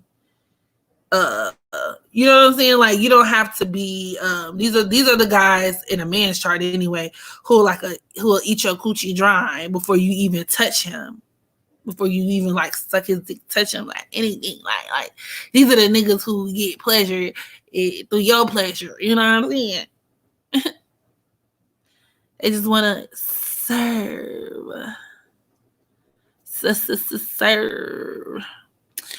Leo moon in the 6th house. I don't know if it would be necessarily freaky, but that could definitely be somebody who needs, depending on how it's aspected, who needs a healthy sex life in order to even feel mentally there in tune. It maybe it's a good stress reliever, whatever.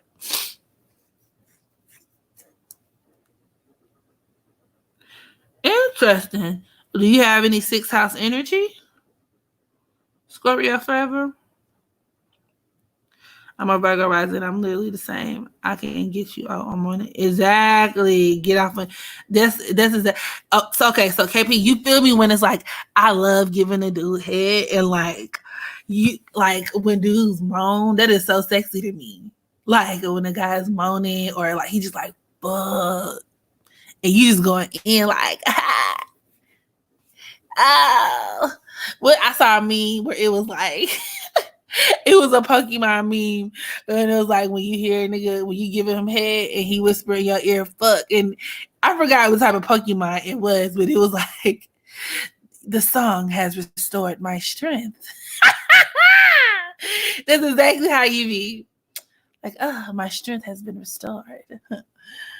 Let me go ahead and keep giving him this turkey neck. Because, yes. Come on, toe cross.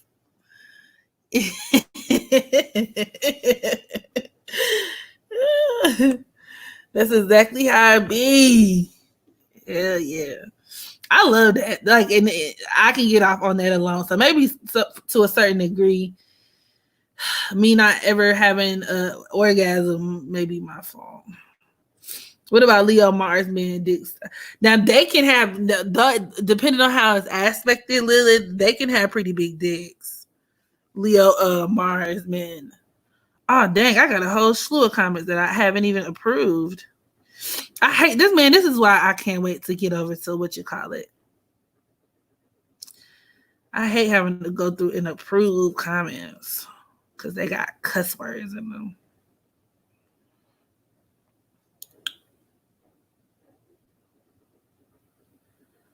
Da-da-da. I had a Pisces dude that he having multiple orgasms on the dick. He did, girl.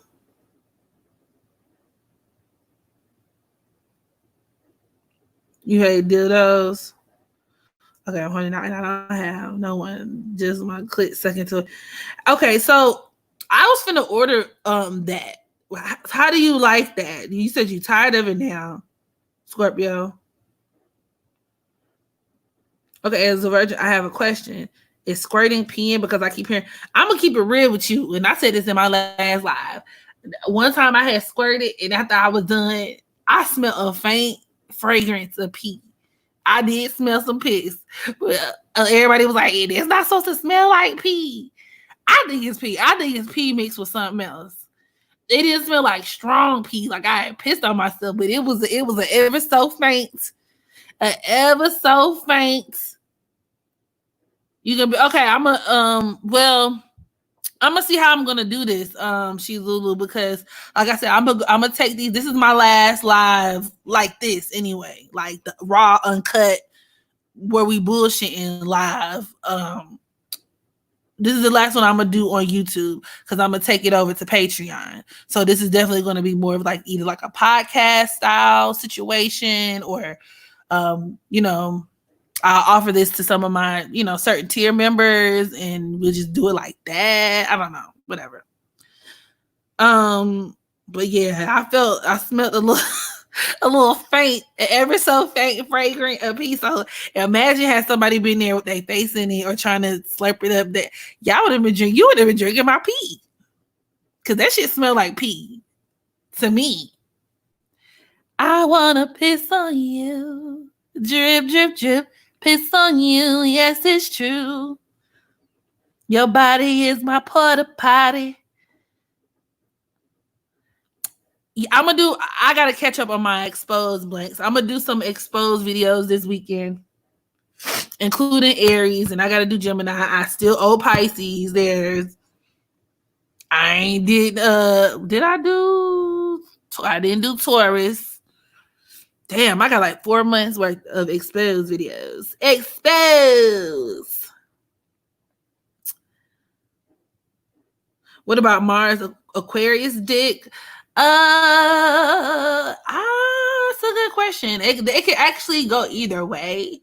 But I will say for dudes with their Mars and Aquarius, depending on how it's aspected, like as far as their sex drive per se, these can also be people who like are either very sexual or not at all though. Like it doesn't create like a super, or it just depends. They could also be into some, like, if they are more of the hypersexual ones, they might be like real nasty.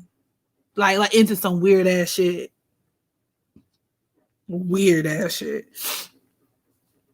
You want to know what Sag women are about? Anything, everything.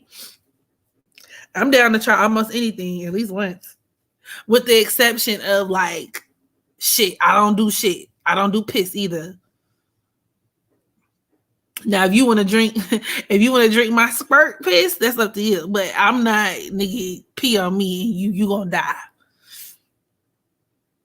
I'm gonna send you with the express shipping straight to your maker to the cane. We don't do piss, no baby, and we don't do shits. But everything outside of and I don't do feet either. I like, and I'm, it's a double standard because you better be able to suck my toes. But I, nigga, keep them crawdaddies away from me. Period. And everything short of that, I'm down.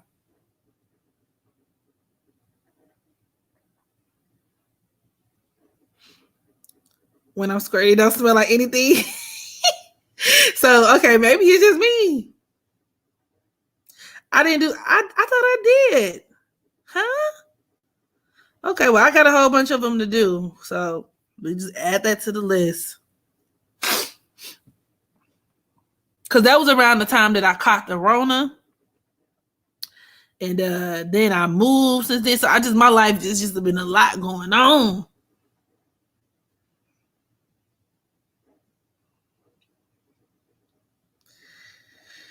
Yeah, and Trey Songz is bisexual. Because I said it.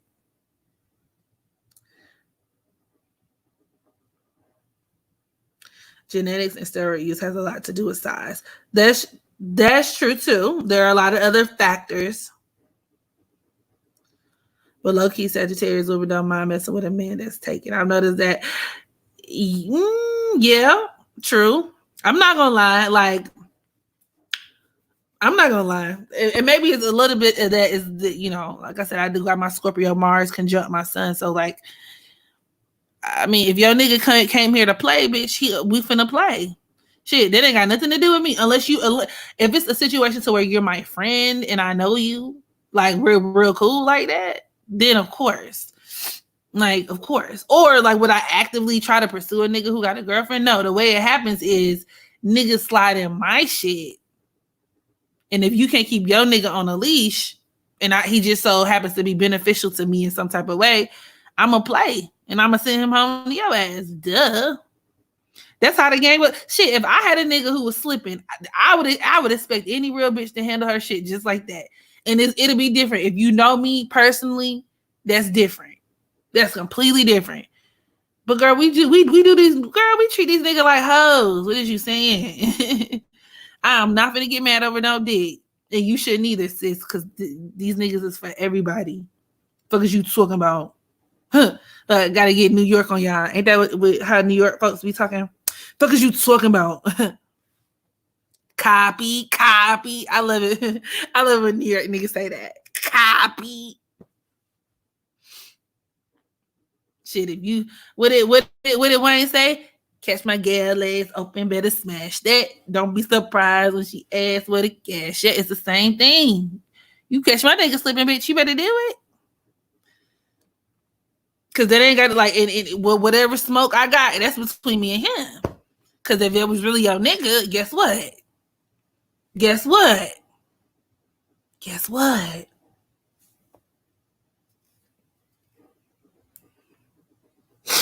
It is what it is.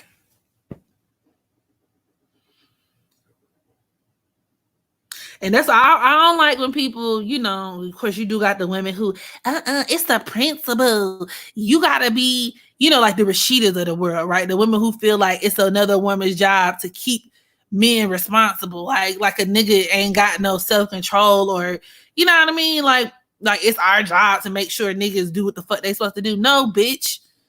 It's a nigga job to make sure he do what the fuck he's supposed to do. Especially if he call himself being your husband, your man, your life partner, or anything of the sorts.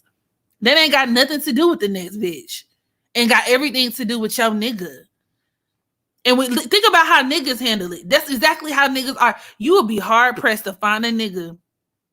Think about it. Because that's why the standard don't necessarily go the other way. Right? That's why women are so pressured to take a nigga back after he done cheated. because we deflecting on the next bitch when the next bitch just doing her job. The fuck. But let a nigga be with a bitch who cheat on him. That shit is done with. It's over with. And even if he decide to stay with her, all his friends finna be like, bruh, like, she for the streets, bro. Why is you getting mad? I ain't finna fight over no hoes. We don't fight over these bitches, bro. She for the streets, bro. But females, we over here, it's the principle. That was my man. And you supposed to, as a woman, you supposed to respect my household. You supposed to respect, like, bitch, you sound stupid. And then them be the same bitches that take the nigga back and then still don't fuck with the bitch. Like, what? Girl, you was crazy. Girl, you was retarded. Girl, you retarded. When a girl cheats on a man, he checks her and holds her accountable. Correct, boo-boo kitty. Absolutely correct. And you be all type of hoes and bitches like, hell nah, I ain't staying with you, bitch. You for the streets. Hell nah. But when a nigga cheat, the first thing you see is two bitches at each other's throat. Girl, at least he know where home is. That's my favorite one. That's my all-time favorite basic bitch line. Well, like when you reveal that they nigga or they find out that the nigga is not faithful, well, he know where home is. Where man lay his head and where he lay his heart is two different places, boo-boo. He know where home is. So basically you admitting you taking in a stray dog at the end of the night. So when a nigga bring you back some fleas, bitch, I don't want to hear nothing. Bitch, you proud of that. Have you ever heard a nigga in the history of nigga them say that shit when a nigga find out his bitch cheating and he be like, well, at least you come home to me at the end of the night, bro. Niggas be like, yeah, nigga, we know. That's why you stupid, nigga. She go out and do A, B, C, and D and she come home to your dumb ass. You a simp, nigga. Fuck with you. What the fuck is you talking about? But when it comes to women, we hold that as a badge of honor. Fuck out of here. Now, Pisces moon, to your point, I understand that angle as well. Karma that comes with messing with somebody's man. That's why I wouldn't necessarily extend it to husbands. My personal moral system. Nor, like I said, do I go out of my way to whatever. But I'm just a natural flirt. It is what it is. I'm a natural flirt. Whatever. So look, I'm a natural flirt. But I do understand the karma theory. And I'm a Capricorn North Node, so my karma be real heavy. So I guess I need to consider that a little bit more in my life to make my life a little bit easier. But I can 100% understand that approach or that mindset. So, you know.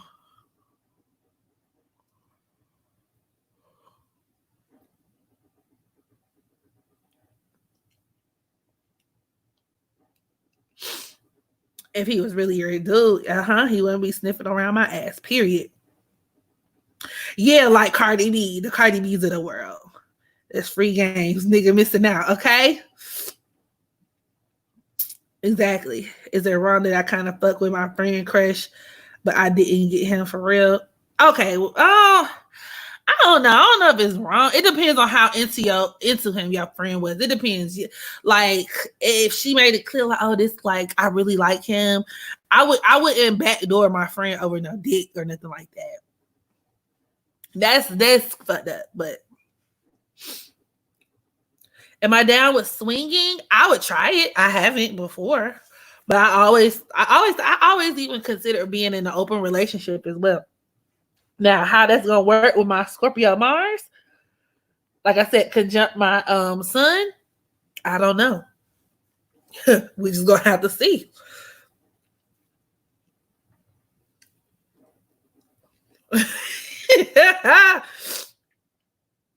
Women get tired of the same dick too. Men don't think they do. Okay. If a nigga cheat on me, I'm cheating on him back. So why don't you just leave, Janae? I mean, I'm all for cheating back too, but you know, that's the question I know somebody gonna ask. Girl, I have a friend who stayed with a dude who cheated, but was so nasty talking about the other girl. She ended up she a dummy. Men never say that shit, boo boo kitty. Correct. They use logic. And right, they aren't emotional. At least you coming home to me at the end of the day. Like, oh, okay. So now you just dumb and proud, huh? Sagittarius are fun. They draw attention. Yeah. Well, we need to stop fighting over men. Exactly. If you got to fight, baby, that ain't your man. He for the streets. He for the streets. Like Future. I mean, I wouldn't even extend stuff to husbands. I'm gonna leave the husbands alone. Not because I think there's anything, I don't know, whatever, but for me, I got real bad karma, so you know. Sagittarius are hella masculine. I noticed that in women. We are very masculine. But like I always say, that extends to most fire sign women, unless you got something that's going on in your chart. So Sagittarius women, Leo women, Aries women, we are the real niggas of the zodiac. Like we the female leader really is like it's crazy. But I'm working on my femininity though. Femininity, as Alexander Rogers would say.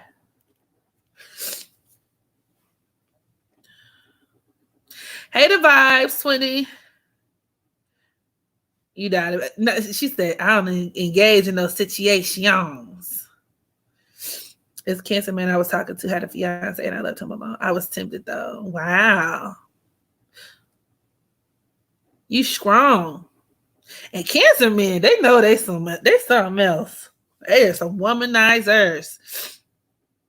Cardi B is stupid and insecure. I ain't fucking nobody's daddy. That ain't my child's daddy. Wait, you ain't fucking nobody's daddy? I'ma fuck some daddies. Like, I wouldn't mind. I hate that women have been shown this narrative on movies, TV, music about two women fighting over a man. Exactly. Since we were little, but where the shows about two men fight. Exactly. Especially, oh my God, girl, you said a word. You said a word. Like they the prize. That's the problem now. These niggas think they the prize, y'all. Y'all is not no damn prize. So I got a small personal reading from Rabina, and she basically told me I will most likely in some ways be a side chick because the man who will always have someone else. Oh damn. Well, I mean, damn. I don't even know what to say to that. She keep it real. Rabina another one. She would tell you the truth and nothing but y'all think I'm wrong. Shit. Hey. Well, Cardi B is stupid and insecure. Scorpio women don't like close relationships. We don't even like living with the men, to be honest. Men got tired of fucking the same pussy. Stop saying you caught that shit. Stop telling people I caught the Rona.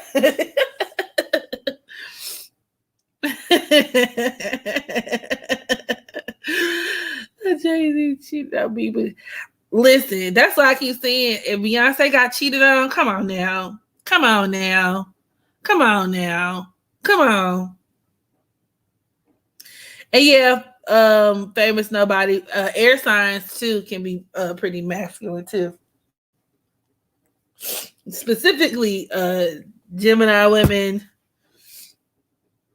Aquarius women can be too.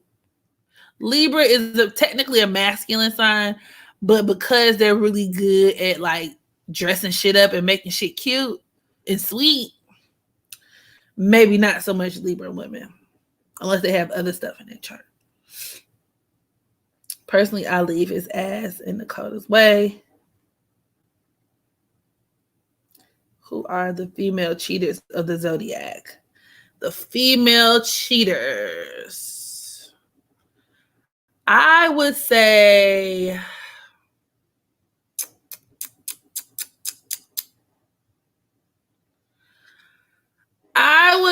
it would be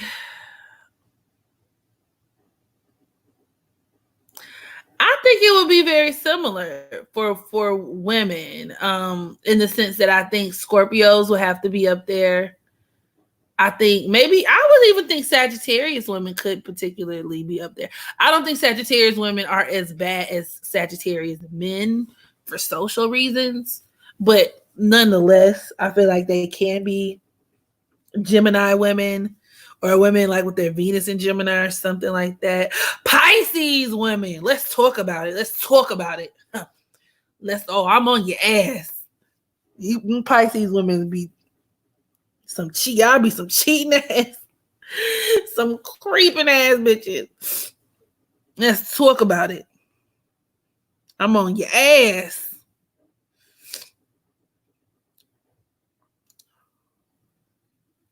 Society went down when men stopped begging women. I can agree.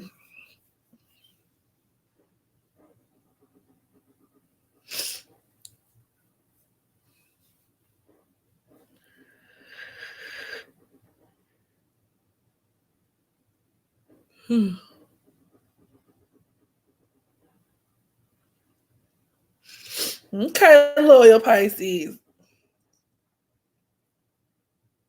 I'm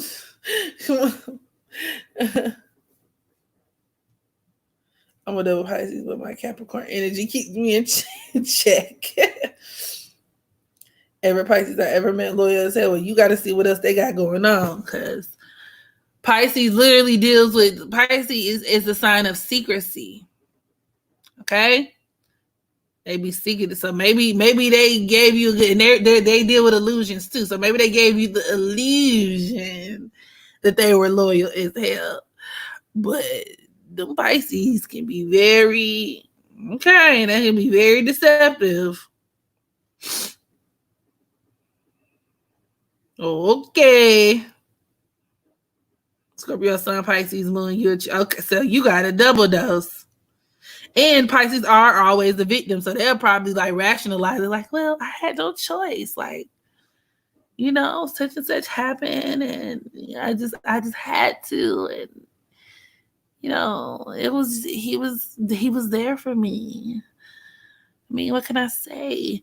Perfect example. I had a homegirl in high school who was a Pisces sun. Basically, she had a whole affair with my crush under my nose, and we was all in the same homeroom. A nigga that she knew I liked, she was fucking him. Whole time she had a whole boyfriend, and she was like fucking a hella other niggas the whole time she had a boyfriend. It would be very like you would have to drag certain information out of her. That secretive Pisces shit. Like, bitch had a whole thing going on. Like, bitch, you ain't worth a damn. They are masters at deception. Gemini woman, what she talk about? I thought we were no, yeah, Gemini too.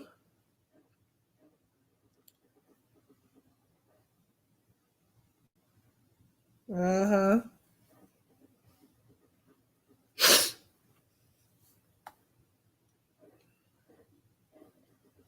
She always been cheating on her husband and blame her husband for cheating. I'm telling you, and because Pisces is one of those signs that can't take the heat. They can't handle pressure. They can't handle even being challenged or being called out. So they gotta deflect. Pisces and Libra are some deflecting ass motherfuckers. What about such and such?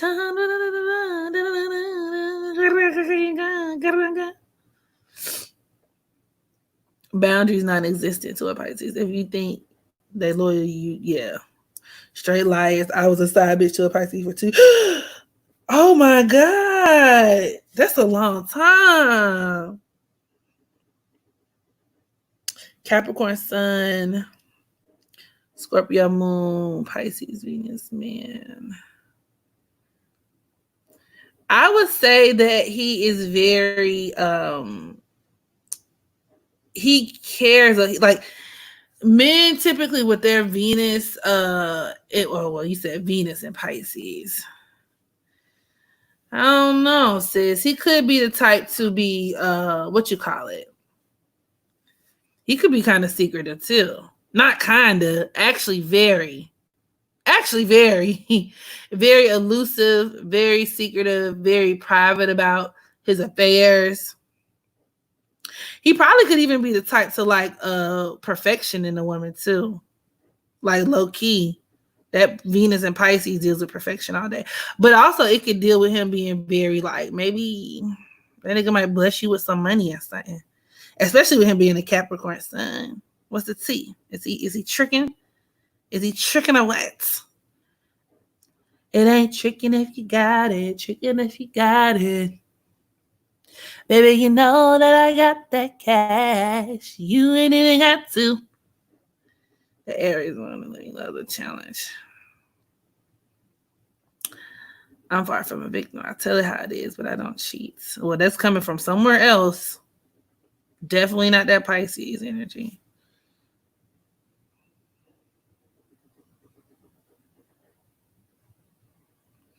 Thank you, though, for my Capricorn energy. I pride myself in taking accountability or responsibility, rather.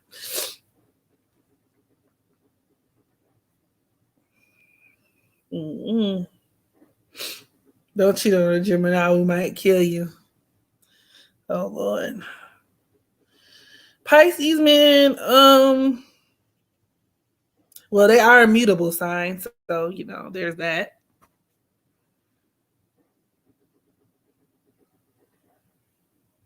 It ain't tricky. Whew. With that in mind, y'all, I am going to hit the sheets. So I just kind of wanted to, like I said, touch bases with you guys and let you know what I had coming down the turnpike. So this will be my final, like, you know, live like this on YouTube. So be on the lookout for my Patreon. I'll put it on the community tab real soon. Real soon. But I'll still be doing, you know, traditional uploads from this channel. Nothing's going to happen to that. So don't delete this. Okay. Fine. I guess I'll change the title. I won't delete it. So you guys have a good night, and I will holler at y'all later. Bye.